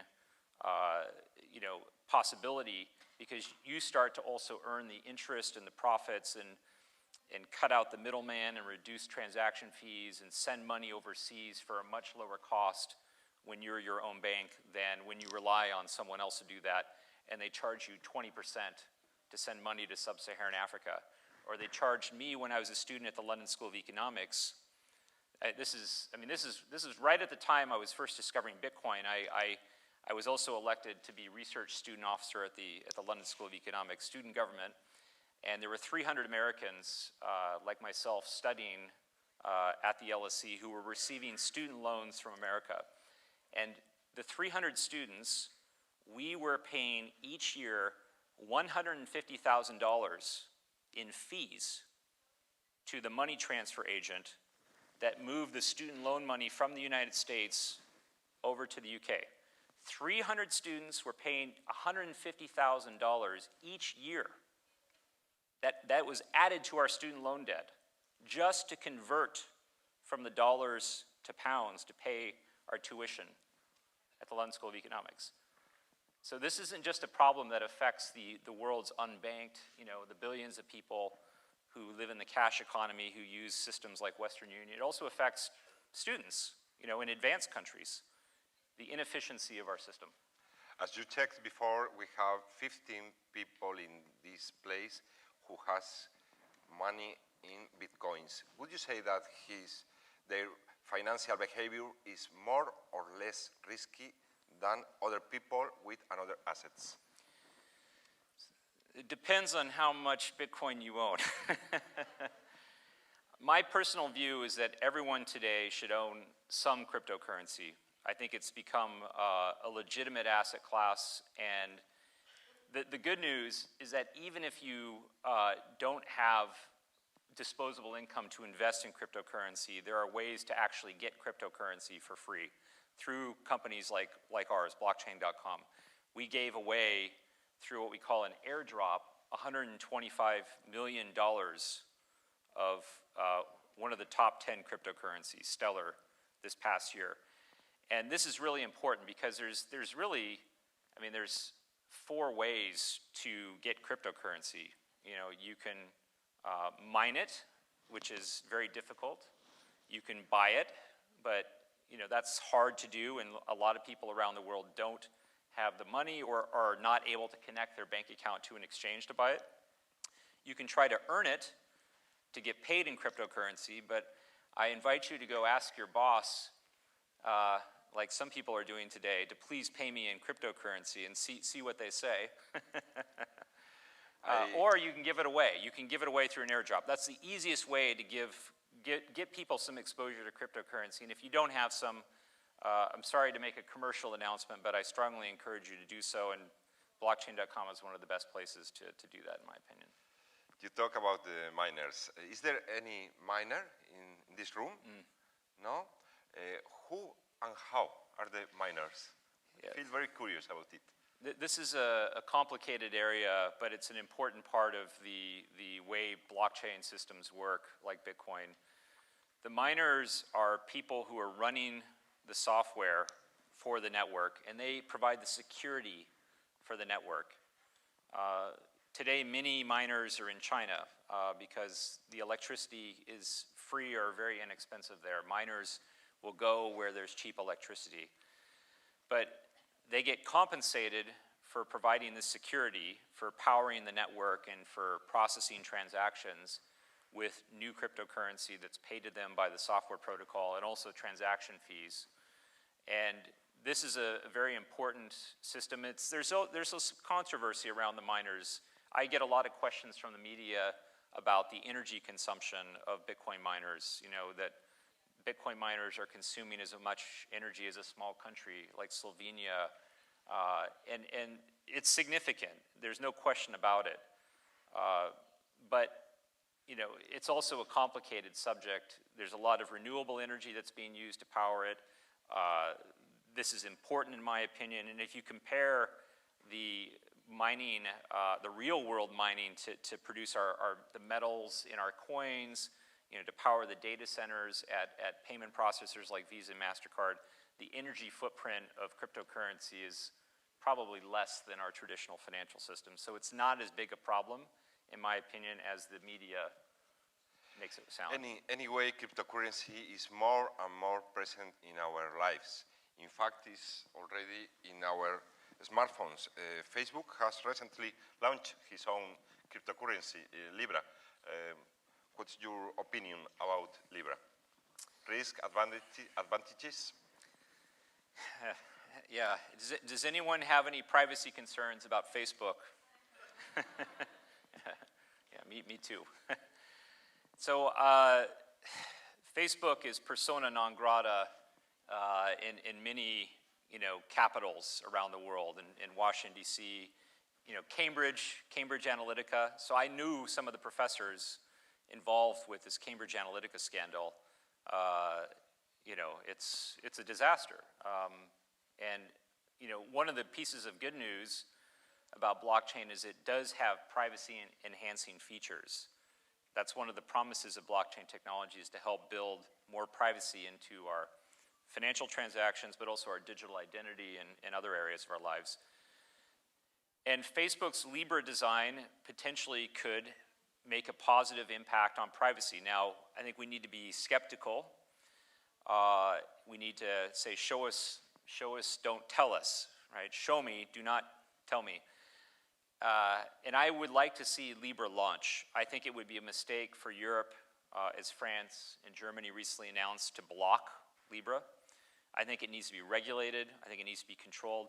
But the reality today is it's still too expensive to send money across borders. We need more competition. We need more innovation and pressure from companies like Facebook to create a way to transfer funds seamlessly around the world. Sending money should be like sending an email or a text message. It's free and it's instant to send a message on WhatsApp or using email. Money should be like this in many ways. Now, that's not going to work for people who use cash. Cash will always be slower, and a lot of the people that Facebook wants to help, the unbanked, the billion people with no identity around the world, these people use cash today, and Libra will not probably help them, but it's a step in the right direction, in my opinion. In which way blockchain can help to a better democracy, to more freedom, to a more sustainable future?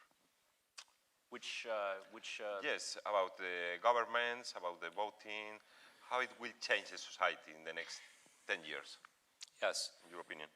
So I think, a new financial system where we have more transparency, more fairness, that's the main near-term solution. But let me talk about voting briefly, because I think this is a totally different use of the technology that's potentially even, as powerful, if not more transformative.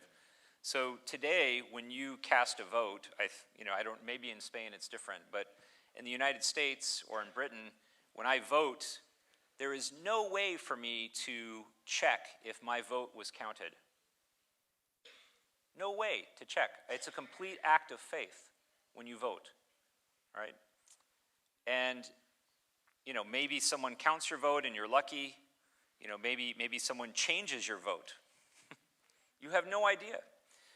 So imagine a different world where when you vote using a unique pseudonymous alphanumeric ID, so some string of letters and numbers that represents you that only you know, you use that to vote, and you can check on the internet, there's my alphanumeric ID, there's my vote, and I can see it's in the column for the candidate or the issue I voted for, and I can audit the result. I could even check to see how many alphanumeric IDs are there. Is it greater or less than what I would expect the population to vote? And you could see the results. You could audit to see that your vote had been counted. I mean, that could be a complete game changer for many countries where there's, major election fraud, huge illegitimacy. And when there's an illegitimate election, it has many, many knock-on effects. It's not just that the wrong candidate is elected. The cost for that government to borrow money increases because, the market knows that the government is illegitimate, and there's always a concern that any debt that is lent to a developing country that has an illegitimate government will be deemed odious and erased after a legitimate government is installed. So the cost of borrowing goes up. That makes it harder to develop public sector goods. Lots of knock-on effects. So changing the elections, I think, could be a major use case for blockchain.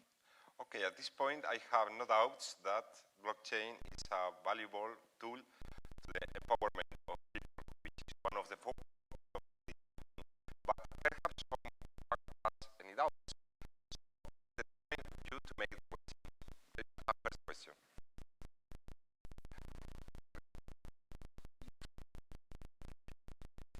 Only 10 minutes for the questions.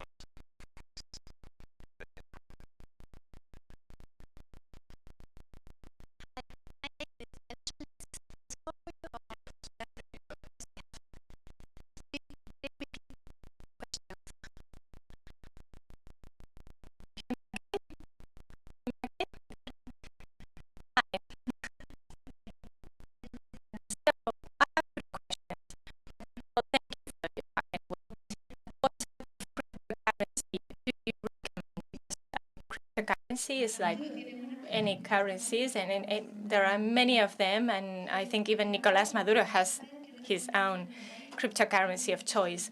So which one would you recommend? Bitcoin, Ethereum? Because which one would you trust most? And second, the wallets. Third question is the speculation about the financial bubble, the tulips of the 17th century. I don't know if it is really going to be an issue or if it's just, a lie. Thank you. You say. Thank you. Okay. No, I appreciate the questions. So first, let's start with the tulip bubble. The price of tulips going up in Holland 400 years ago and crashing. So this is what's happened to Bitcoin's price in the last 10 years. Up, down. Up again, down. Up even higher, down. Up even higher, down.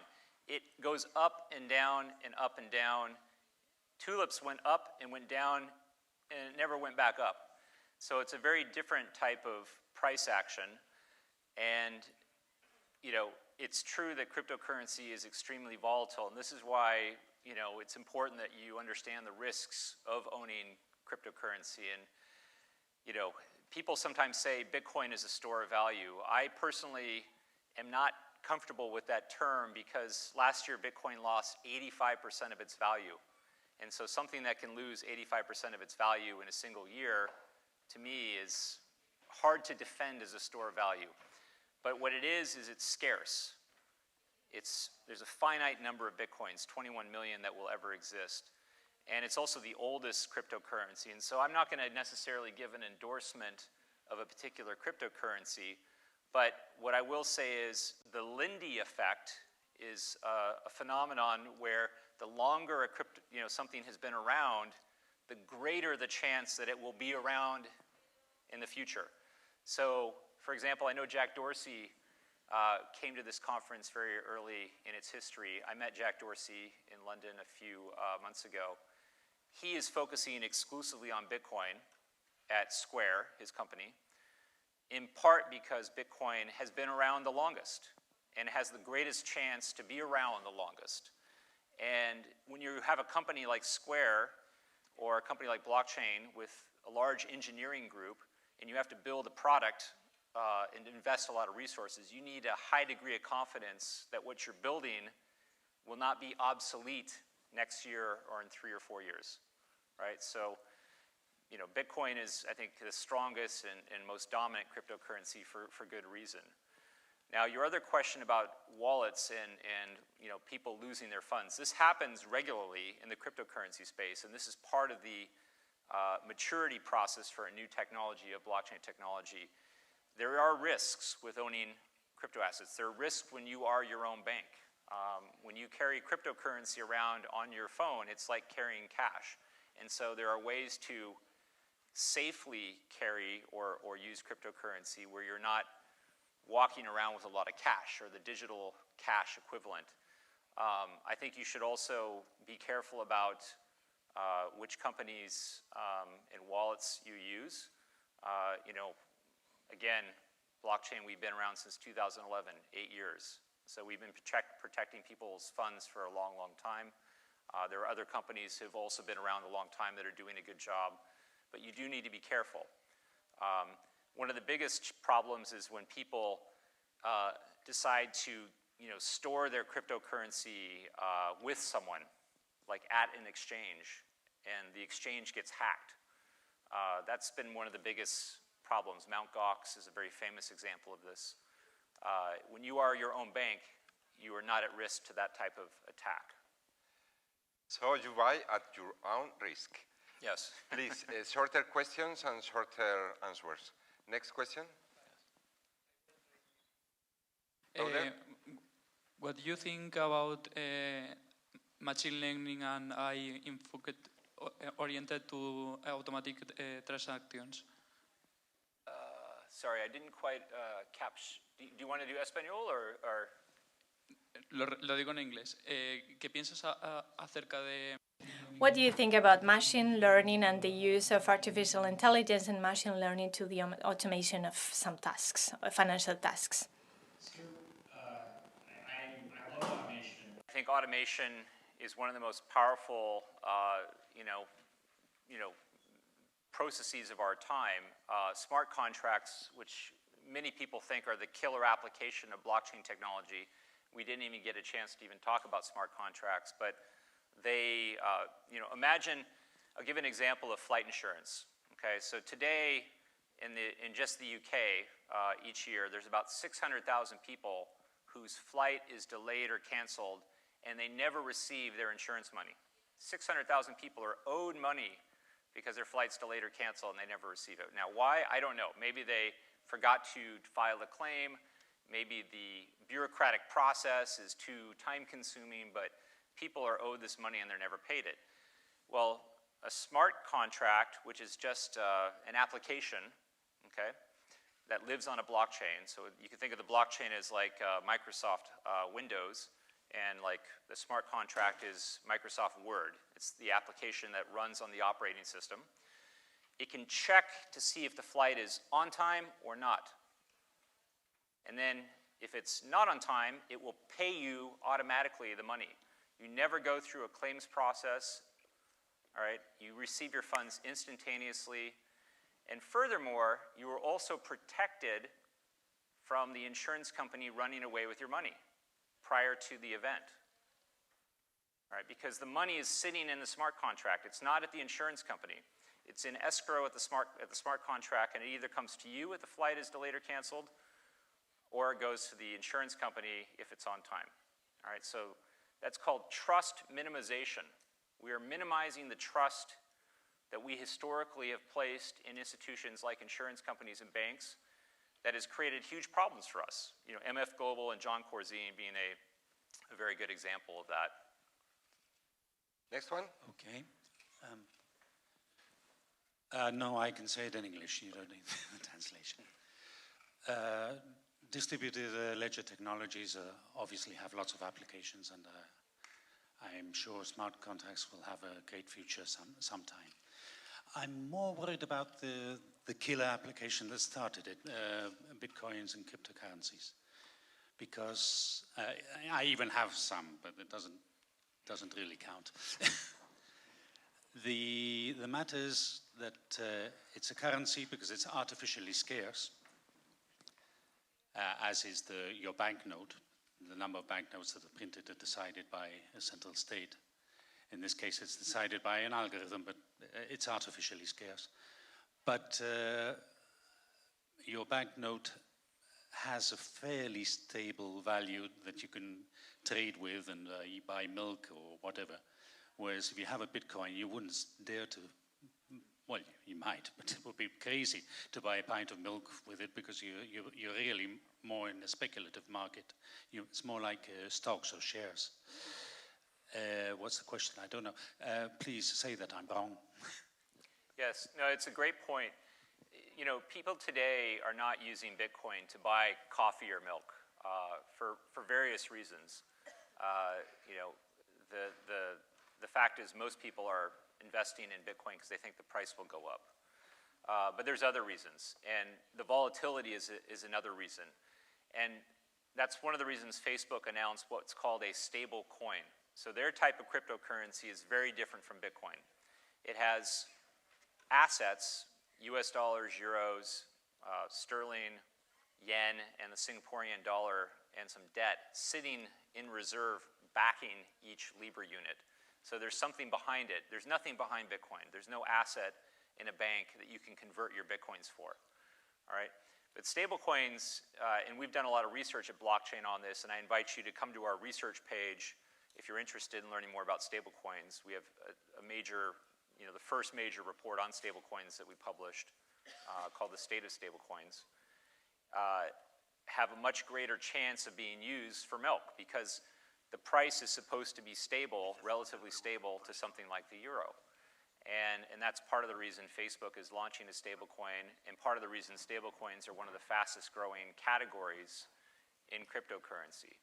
So I 100% agree with you that today, spending a Bitcoin for coffee does not make sense.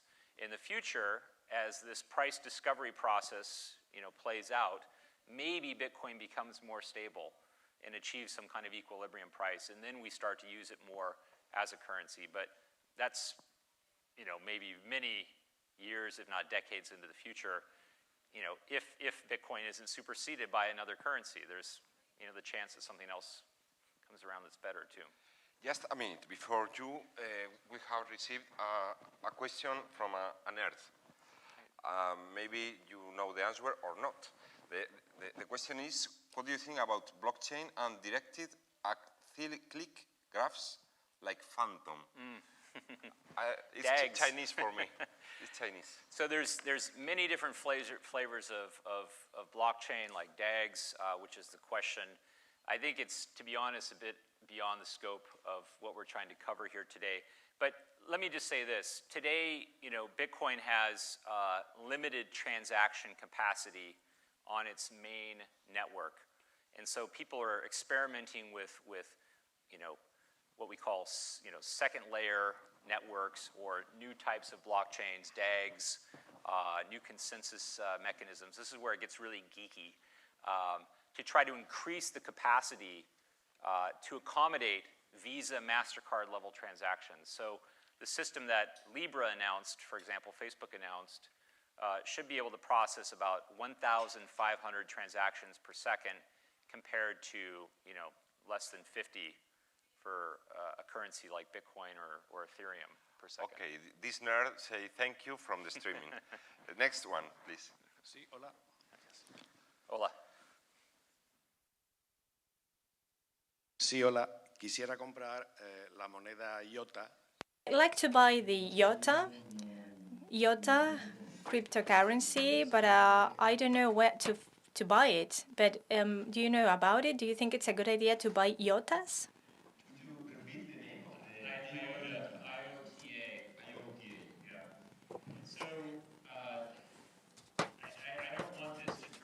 An investment advice session. Not endorsement. Yeah, but I will say that there are some security researchers at MIT who did some very detailed work on IOTA's cryptography that was not very flattering about some of the judgment and choices that the IOTA team made in designing their system. So I would very strongly encourage you to familiarize yourself with some of that MIT research before making an IOTA purchase. At your own risk. Next question. Next question.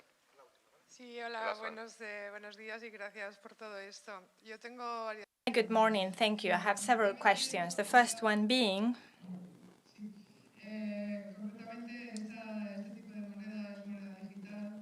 those digital currencies, those cryptocurrencies you are talking about, means that people are getting closer to this type of crypto world and digital world. But there is still a lot of people, a lot of population that is nowhere closer to this type of world. So how can you make it affordable? How can you make it? How can you get it closer to that population that will never, that have nothing to do with the digital world? Because we're talking about the stock exchange investments, but some people are just focusing on the monthly savings or just insurances. They all forget about talking to them about investing, and let alone investing in the digital world or by using through a digital platform, because it's people who don't use the internet. So how would you make them more affordable or available for them? Because people, they don't trust this kind of things because they think of the tax havens. Excellent question, thank you. And I 100% agree. I share your passion about bridging the digital divide, financial inclusion, increasing financial literacy. There are 1 billion people who have no government identification today in the world. You need a government ID to get a bank account, okay? But you do not need a government ID to use cryptocurrency. You need a computing device like a smartphone, and you need the internet. And if you have those two things, you can come to blockchain.com and through one of our airdrops get free cryptocurrency. You don't even need money to get onto the cryptocurrency system and begin to use and explore this new technology. So I think that's very powerful for financial inclusion. For someone who doesn't have a smartphone, who only uses cash, you know, we have to help those people too, and that's a bigger challenge, right? But if you have a smartphone, you have access to the internet, you can start using cryptocurrency even if you don't have access to a bank. Garrick will keep available to you for new questions later. But after finish, I need to make you a very, very short question, and this is not endorsement. Garrick, do you have a substantial part of your savings in cryptocurrency? Yes or no? So, you know, this is something I personally do not generally talk about publicly, to be completely honest, because you know, I teach at universities, and you know, people, you know, trust, you know, the professor types, and so I just want to encourage you to own some cryptocurrency, but be very careful about how much you own. There are risks, volatility risks, hacking risk, and just losing your private key risk. You know, there's a lot of responsibility with being your own bank. You know, there's no password reset for Bitcoin. If you lose your private key, you know, bye-bye Bitcoin. But that's also very powerful, having that ownership. You know, that's very empowering, and one of the reasons why I wanted to come here today. Okay, so very careful with your money and hope to the future. Thanks a lot, Garrick. Thank you. Thanks to everybody.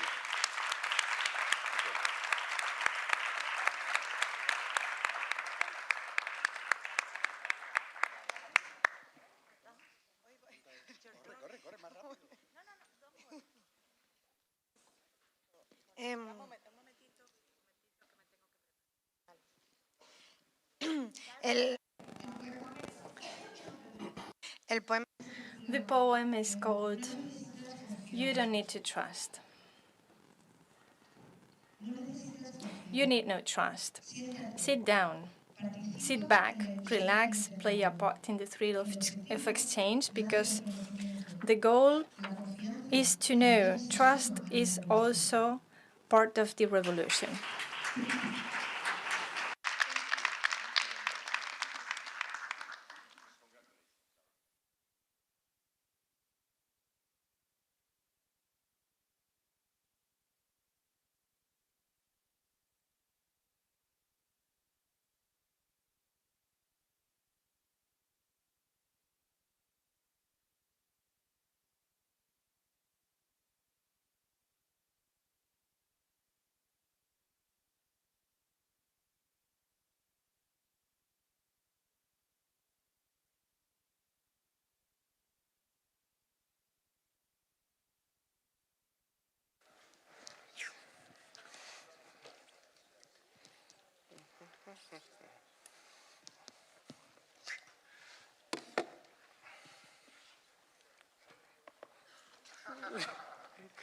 Me gusta tener mi iPad. I like to have my kids' iPad. You have the mini, and I have the kids' version. So good morning, everyone. Good afternoon, rather. Hey, it's amazing that you're still here after tonight, after last night. So I really appreciate it. I appreciate that you made it, but I think it's worth it. Because now we have Maria Sefirati here. And to be honest, she is the president of the Wikimedia movement. They run a lot of projects, and probably all of us use some of those projects every day. Yolanda, our official reporter, got in touch with her, and I knew who she was, but I had never seen her face. I probably read some interview on eldiario.es or Hoja de Ruta or something like that, but I didn't know how she looks like. But I think we're not aware of the importance of having a woman from Madrid in such a representative and important position. We all should know who she is.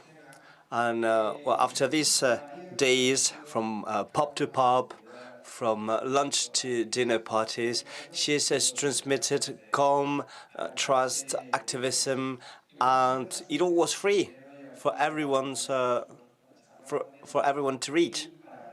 So we are here with her to talk to her and learn from her. So could you please introduce yourself and tell us who Maria is and why you're involved in this multimedia movement?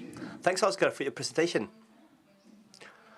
All right, like you said, I'm from Madrid. I'm a trained psychologist. I studied in the Complutense University of Madrid, and in my last year at university, after 2005 to 2006, I logged on Wikipedia and did my own contribution. And someone tried to revert that editing, but I'm quite stubborn, and I wonder why my collaboration was not admitted. And I was wondering what it takes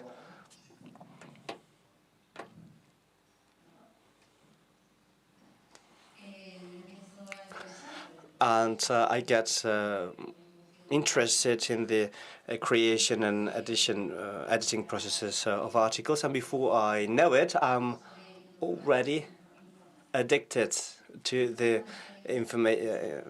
process of incorporating information. I wanted to practice my English, so I started using Wikipedia in English, and I realized the power of that tool. In the Spanish version of Wikipedia, there were lots of content gaps. Wikipedia was not very solid, so I created a wiki project. That is a project within Wikipedia for a specific purpose. And in this case, I create the LGBT wiki project, and a group of people got together to improve and create articles on a topic that was a little bit neglected. There was lots of missing information. Most of the information was biased. There was a lot of information related to religious points of view, but there was no scientific information or information from society. So it was a chance for us to do some type of activism. Let's tell a story. Let's tell a story that has always been missing from traditional encyclopedias. And it was a great success. We created hundreds of articles, and they were high-quality articles, and we realized that many people resist or try to oppose to this type of content, so we had to have an over-the-average level of quality. See, I was an editor, but we had an internal editing process, and some of us decided to take this out onto the offline world. And why don't we bring in more people? Why don't we do something to promote this vision so we get more people involved? And this is how we funded Wikimedia Spain. I was the founding member and the first president of Wikimedia Spain. And the idea was to widespread how you can contribute to Wikipedia. We created the organization through a learning process. And this learning process, to me, was really powerful. I thought it was really powerful to get people together in order to promote and boost the free knowledge and the creation and preservation of that knowledge throughout the world.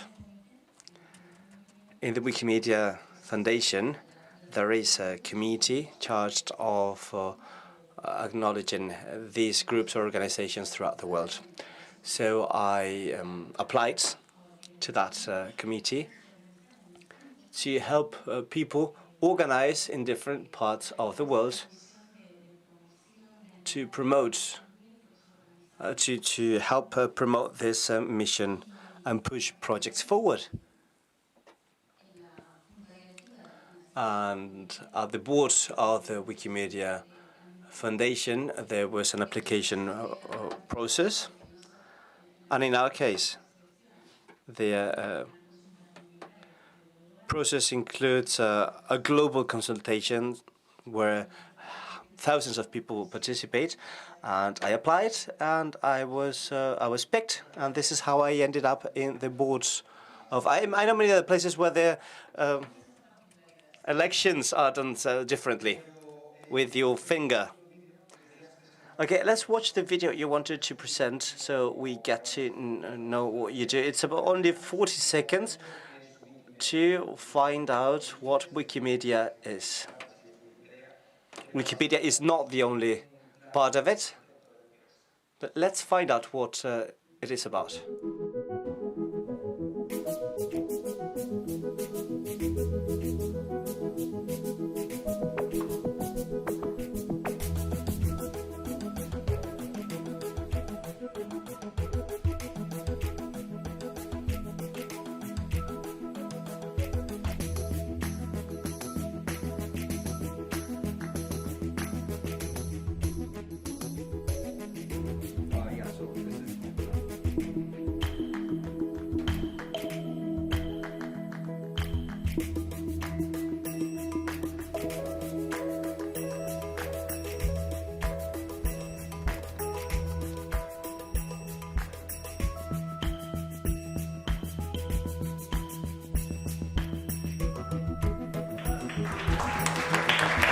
Almost 80% in Ghana, they have never heard of Wikipedia before.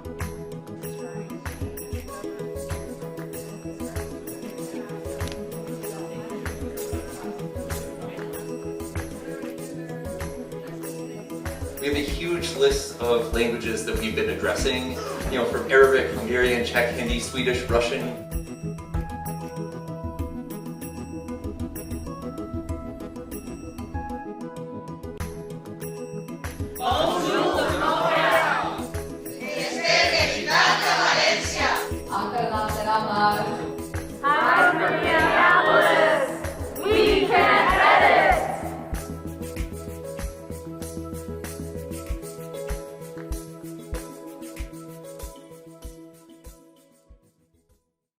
Bueno, pues sin duda es un proyecto que ha cambiado nuestras vidas. Yo no sé. So this project did change our lives.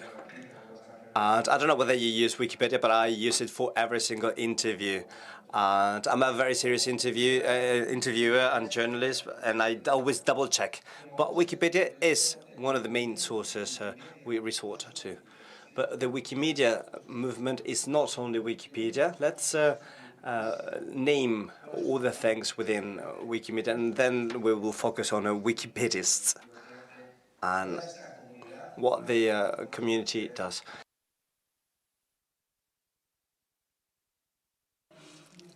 Wikipedia is the best known project, but there are many other projects. Just to tell you about some, Wikimedia Commons is the biggest multimedia repertoire in the world, and you will find videos and lots of files. We have Wikidata, that aims at being the free data, the biggest free database in the world. And there is a lot of power. It is a very powerful tool to run research, to run patterns, and to do data journalism. And this is at everyone's, it's available for everyone. The core thing is that anyone can participate. Anyone can do it. Anyone can take part in any Wikimedia project. So what do Wikipedists do? they create and they edit existing projects, right? A Wikipedist is someone who shows up to correct minor errors such as a comma or a dot or typos or things like that. Or also people contributing to an article, including a paragraph or creating a whole new article, or including images, which is great because it's also a way to illustrate articles, just like Chalanda did right now, right?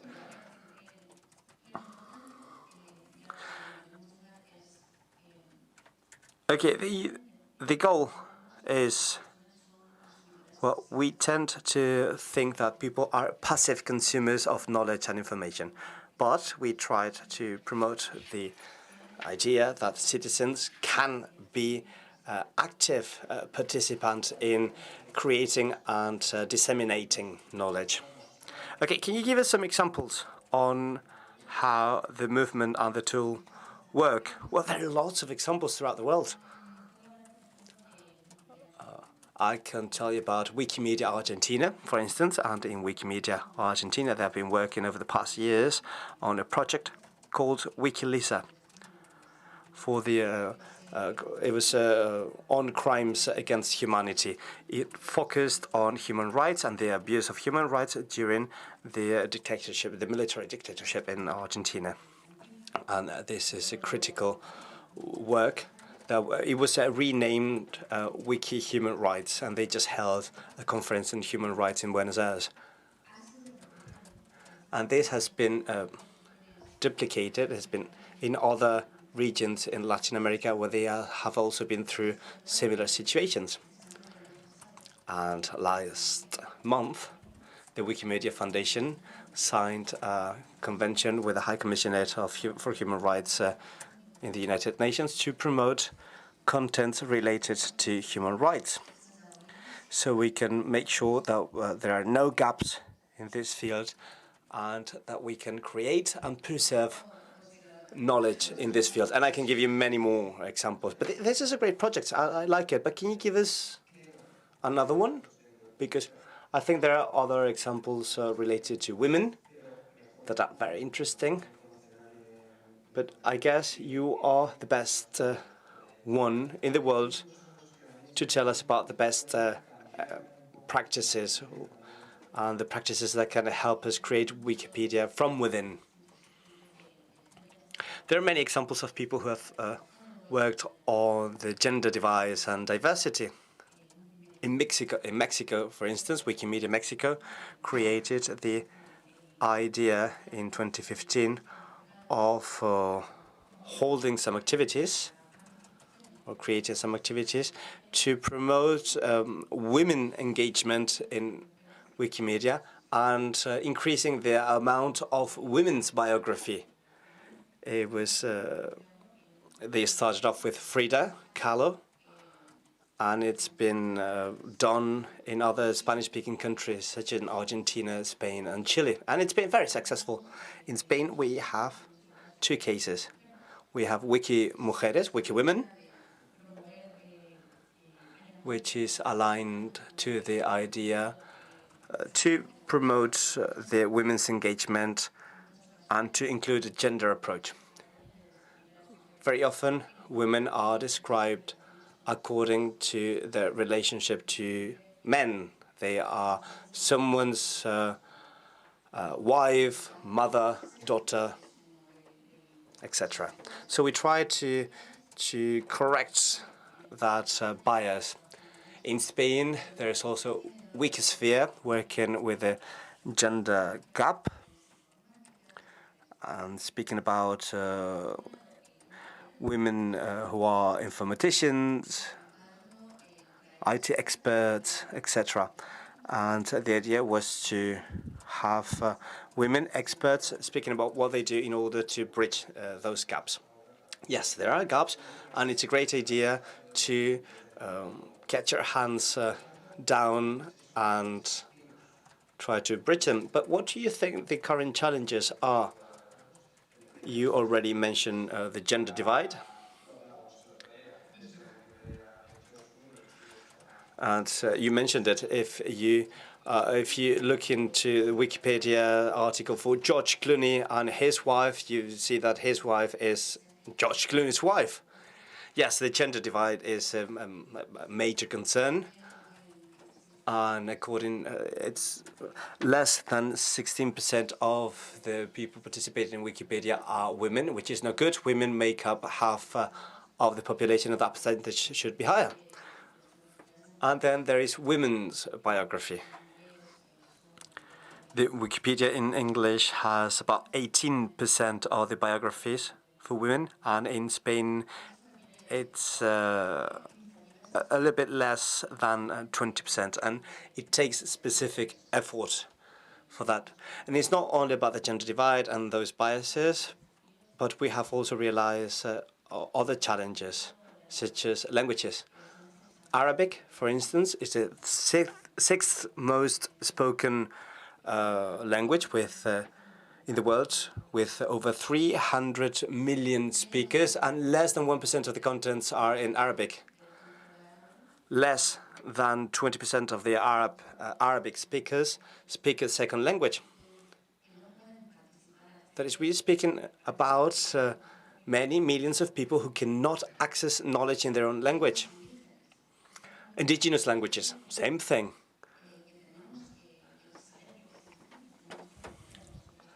Those are major challenges that we have to take on. And then there is also the oral traditions. Wikipedia is based on the written knowledge because we come from the Western academia approach, where we think what's reliable is what's been peer-reviewed and written. But there are many other cultures based on oral tradition. So how can we bring them in and make sure that their contents are also reliable and not lost? Quite a recent challenge that is growing is censorship from government. Censorship on content, censorship on projects. How many people know that in Turkey, Wikipedia is blocked? You cannot access any project. Did anyone know that Wikimedia is blocked in Turkey? Well, I didn't know because you told me yesterday. Well, it happened when with the new government, and we in the Wikimedia Foundation presented a press charge before the European Court of Human Rights, and there is a growing awareness that censorship is growing. So how can we defend free things and keep them free? This is a challenge for us and for the whole free knowledge ecosystem. So what would the future of the Wikimedia movement be? And how will free knowledge evolve? Will it still be free by 2030, 2040? Or do you think that governments like the Turkish government be able to get the tool in their hands and remove this knowledge from us? That's a good question. Just say that the internet, the network, instead of having documents, it has resources, concepts, and idea, all interconnected. Say we have universities, museums, libraries, cultural institutions creating content and connecting to the whole network of data. What questions could we ask? What could we find out from this network? That's our goal. By 2030, Wikimedia aims at being the main infrastructure of the free knowledge ecosystem.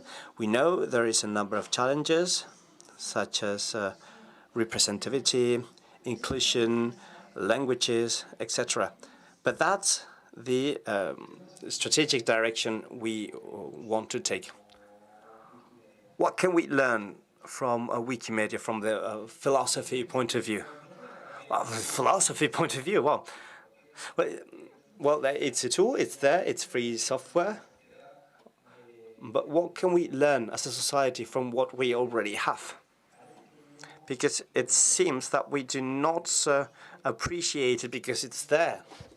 But what if it disappears?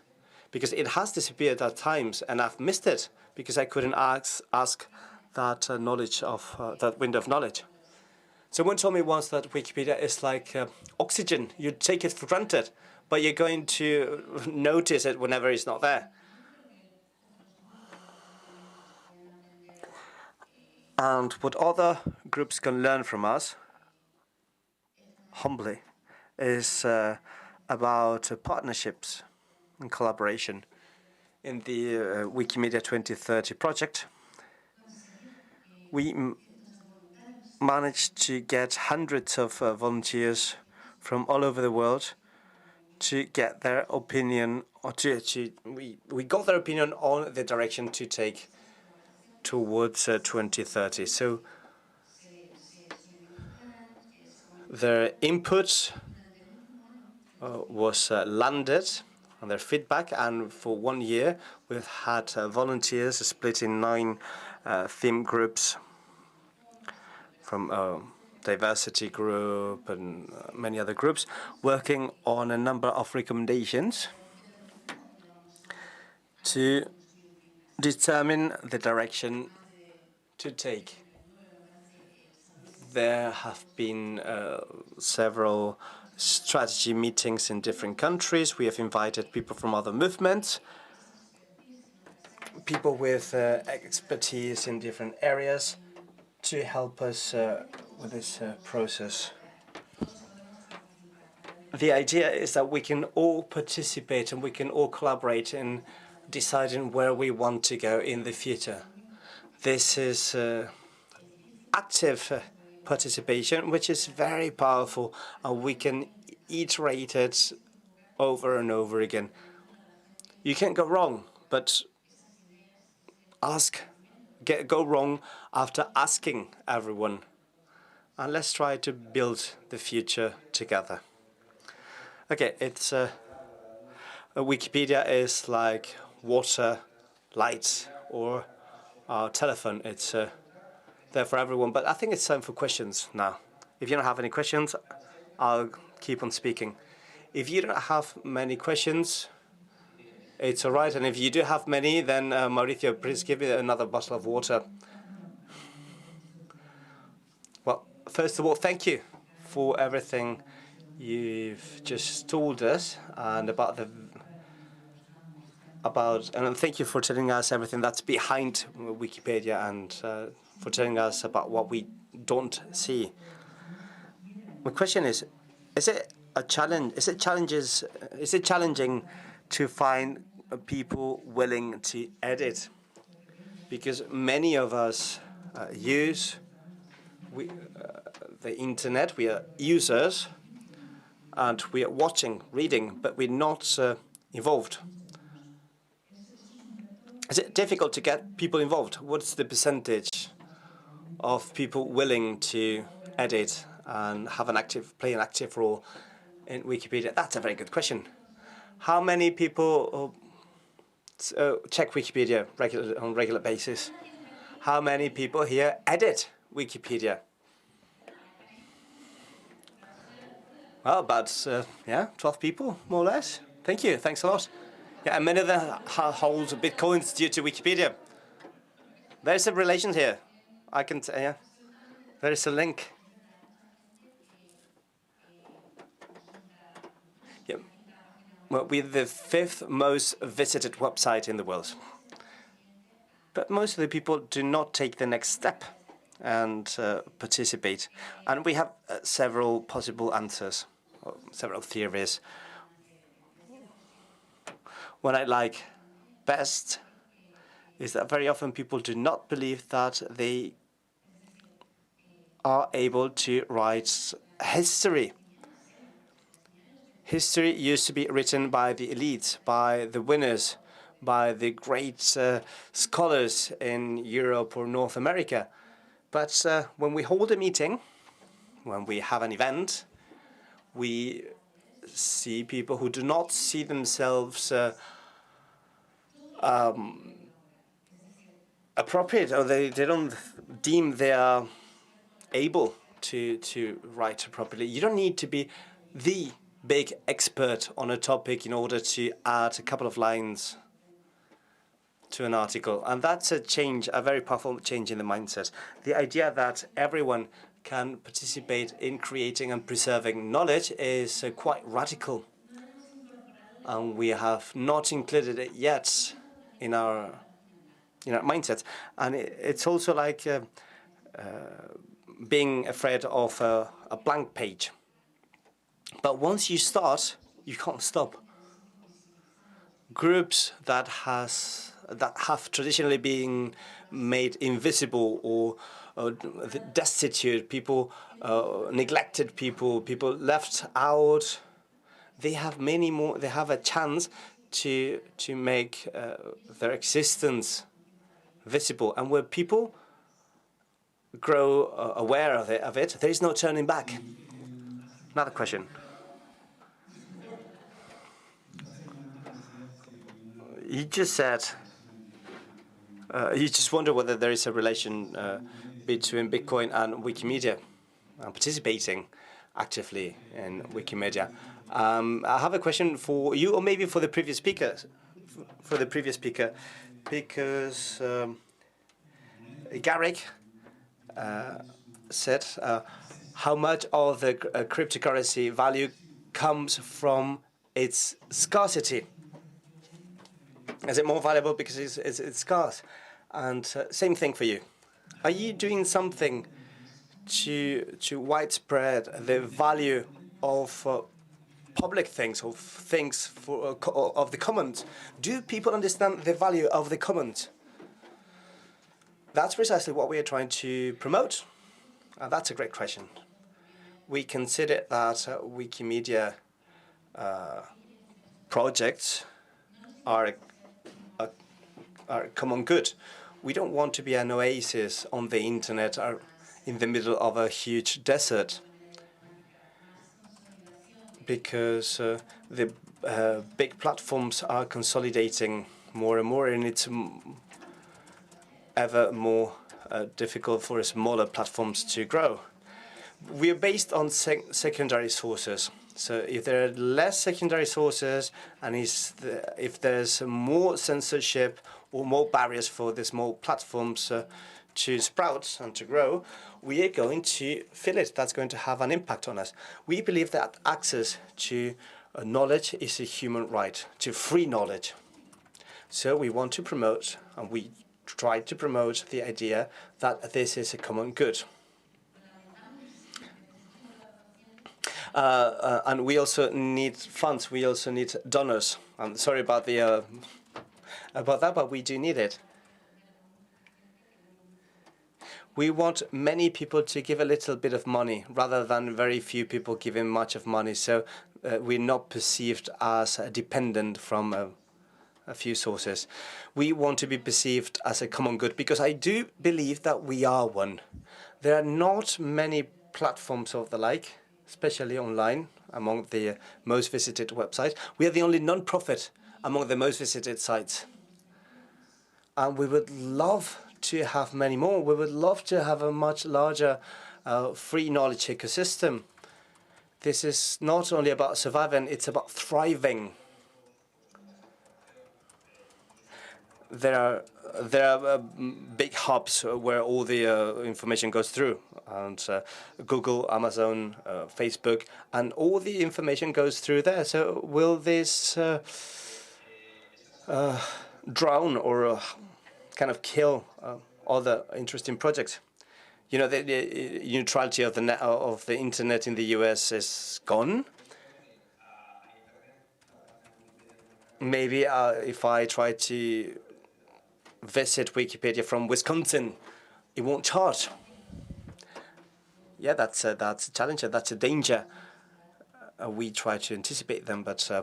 Thank you. Bitcoiner and a, sorry, Bitcoiner and Wikipedia editor, it's an interesting correlation, overlap between the two.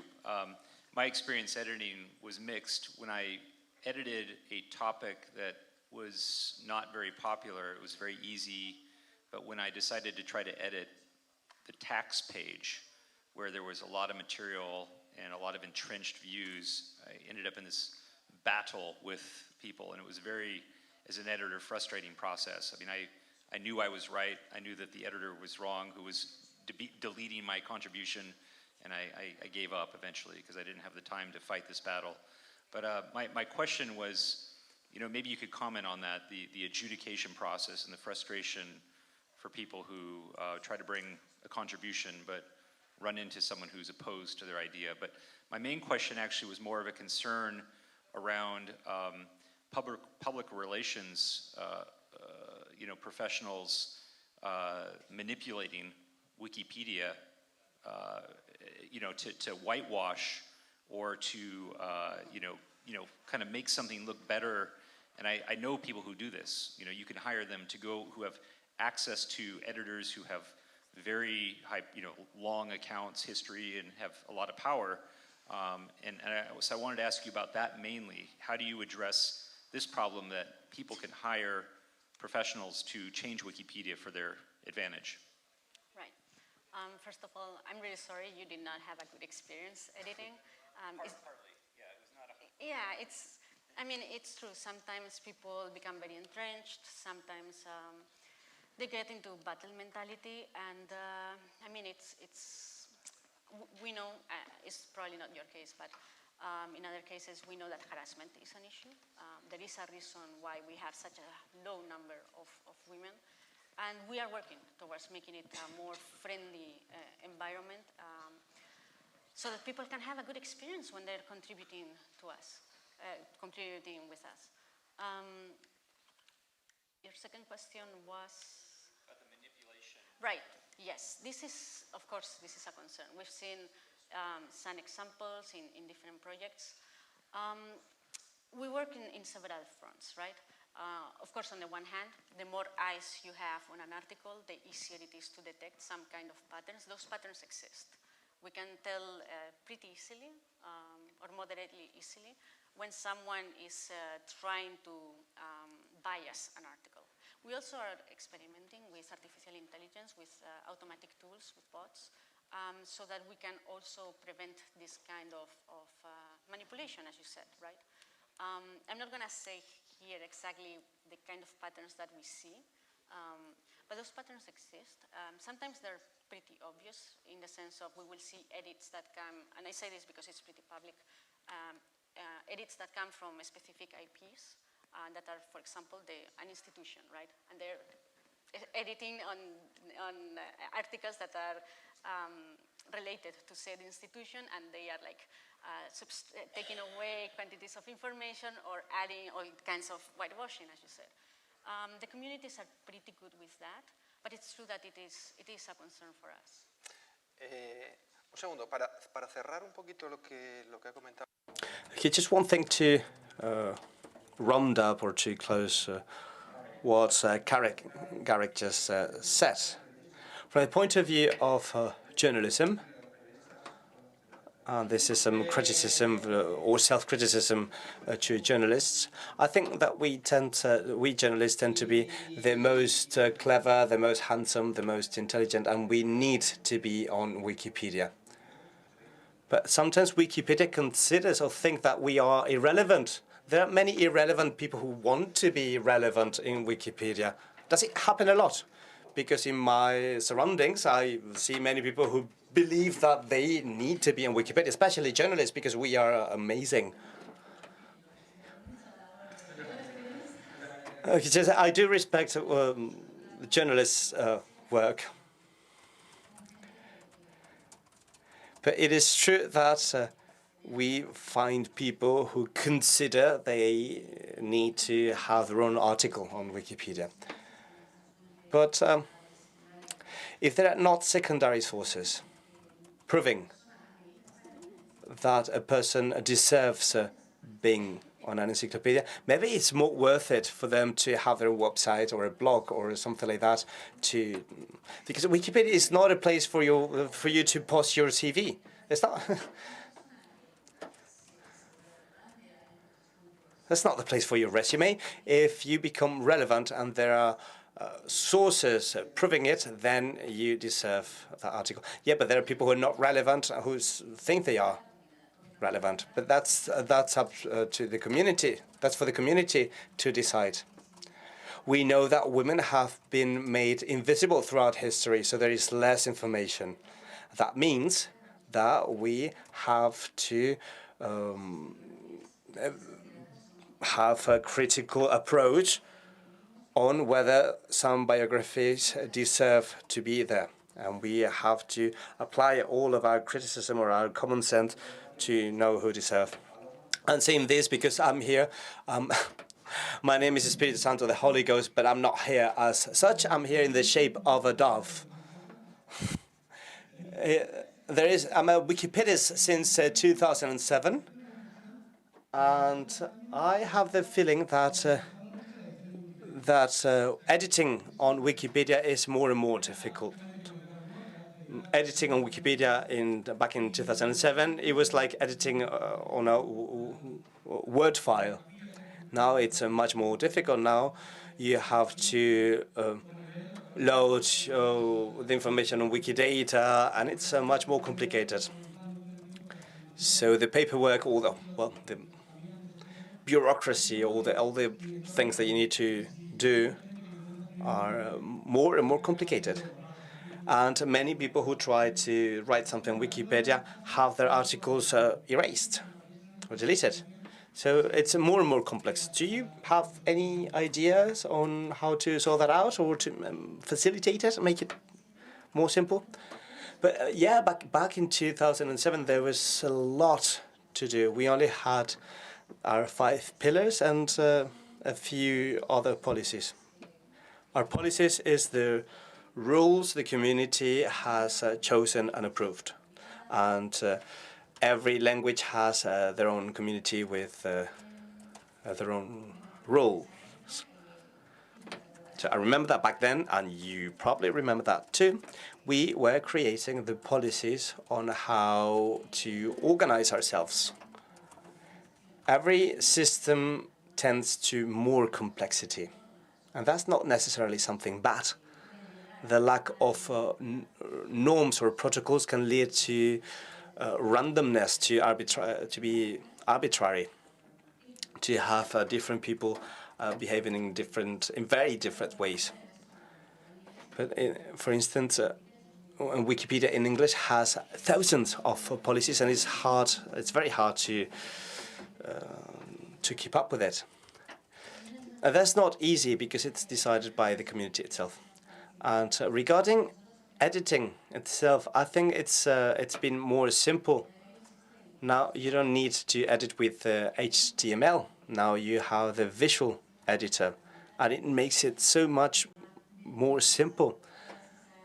And instead of having to write all those HTML lines, you can just type whatever you want to write, and that's it. And then you click on save. I think that a new user could be a little bit lost on how to move around, but this solution for that would be groups and member organizations. The editathon, the editing marathons, those are great ideas in order to learn how to use it. And it works, and it helps create an online community, and it has and it helps people keep on doing it. That's much easier to do than trying to figure it out from home alone. There are many projects in Spain in many regions, so just drop by and spend a morning in one of those gatherings and learn the basics. There are some weekly workshops, and you can attend and get an idea on how to do it, and you can be supported, and you can avoid some mistakes. rather than a question, I feel a little bit curious. My mate, Carlos, and myself are a bit curious about this. How many anonymous people are editing Wikipedia? Most of them are anonymous people, unknown people. It is a possibility. It's probably more convenient to have an account because it can make it easier. But most of the contributions are unnamed. Yeah, especially at a time where our data is so important. It's important to have sites or movements such as Wikimedia where it doesn't take so much data to participate. That's it. That's it. Done. You have to finish there. Stop it. Just two things. Two things. Just very, very quickly. Well, you can't say that there is someone else coming after me because I know there is no one else. So just let me. I'll be very brief. I just wanted to know how your daily life is as a president of, as the chair of Wikimedia. How is it live for you on a tough day and also on an easy day? Do you fly to San Francisco on a regular day and then, how is it like? In the Wikimedia Foundation, 2/3 of our staff work from home, so there is a huge time difference. I start working at 7 p.m. because it's at 10 p.m. in San Francisco, and that's when I start the meetings. There are pros and cons. Sometimes it's hard to have people from all over the world online at the same time. At the board meetings, 60% are women, 40% are not white, and we are all over the world. There is people from Bahrain, Ukraine, Israel, and we believe that was intentional because we believe that that improves the decision making.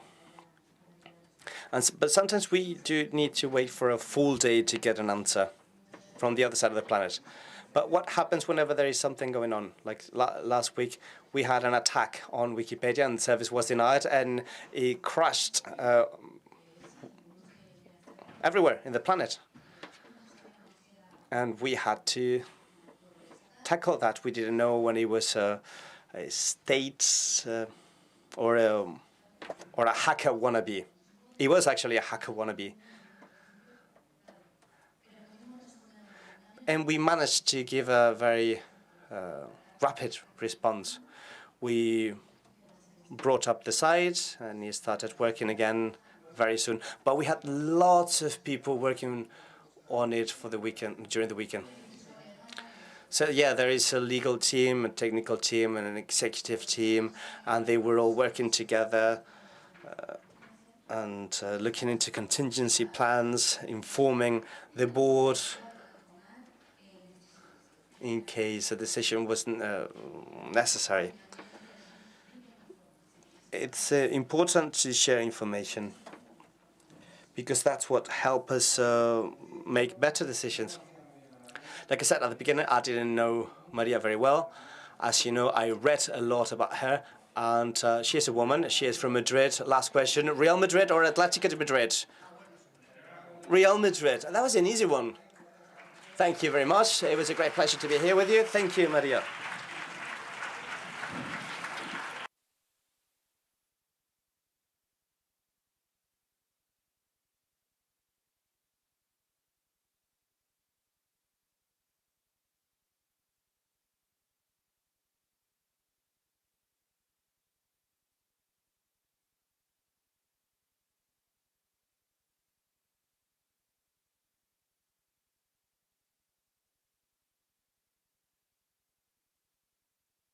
Vale.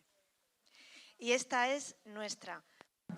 And this is our and your history, counted, untold from paragraphs without any bias. The defeated are powerful. They raise and they defend the word.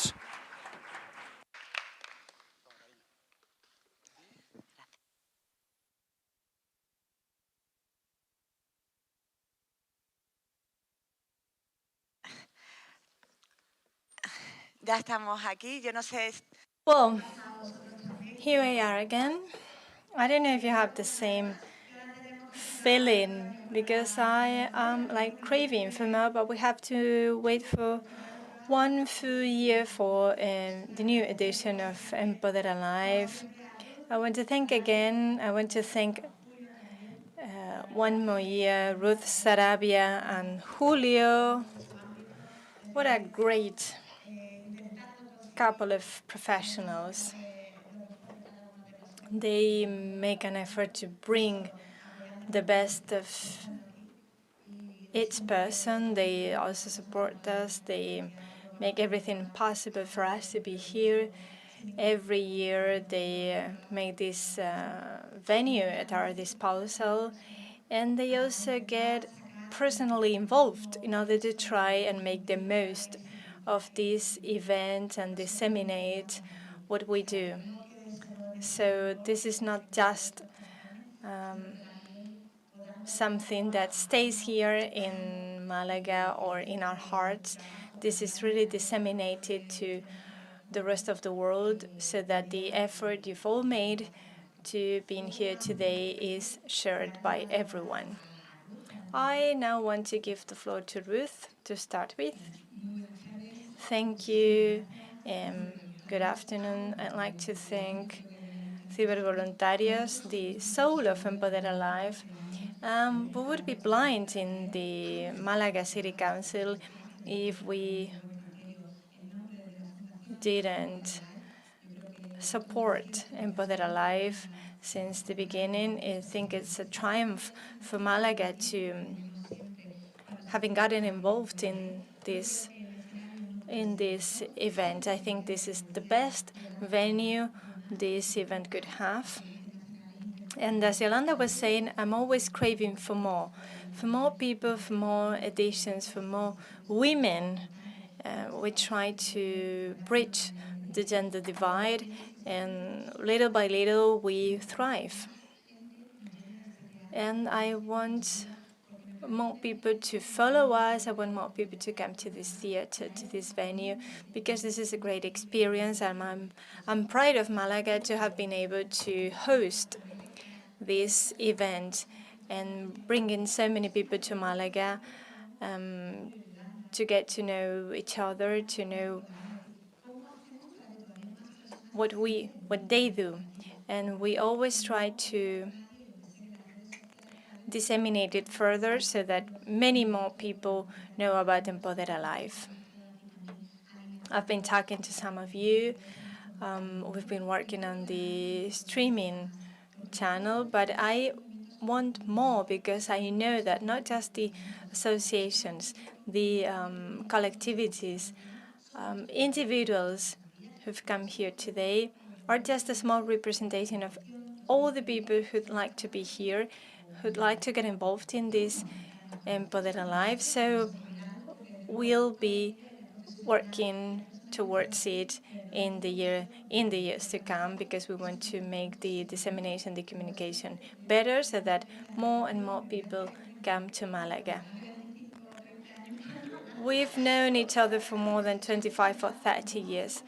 We were saying to each other earlier this morning that we are getting older and older, and we are getting to know more and more people. We're meeting more and more people, and this is just great, not just from a professional point of view, but from a personal point of view, because this is a great opportunity for networking, also for identifying our homework, because we want to make it richer, so that Empodera 2020 will be 100% success. So thank you for staying through the 2 days up to the closing session. Thank you.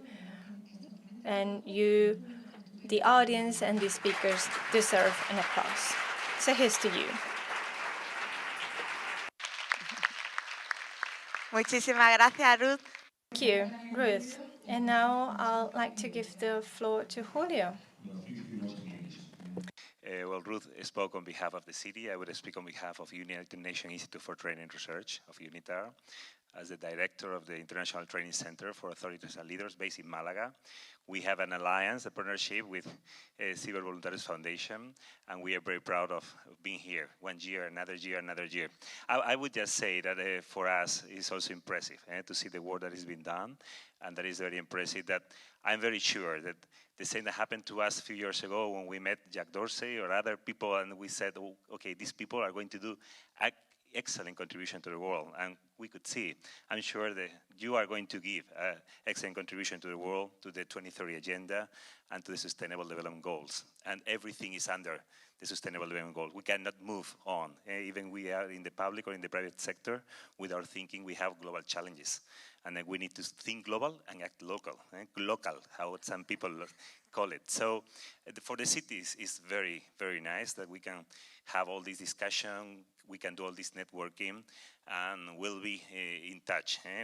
As Ruth said, even myself, yesterday we had some talks, and I have too many things to do now to keep connecting some of your work, some of your projects to other people, mainly in the United Nations system, a big system.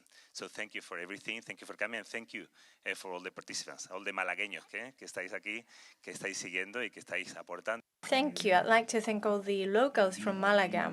Every day, so we are very happy. Thank you. Muchas gracias. Muchas gracias, Julio. Bueno, ahora... Thank you, Julio. So I think that's it. I'd like to say also goodbye to all of you who are seeing us through this streaming system. And now,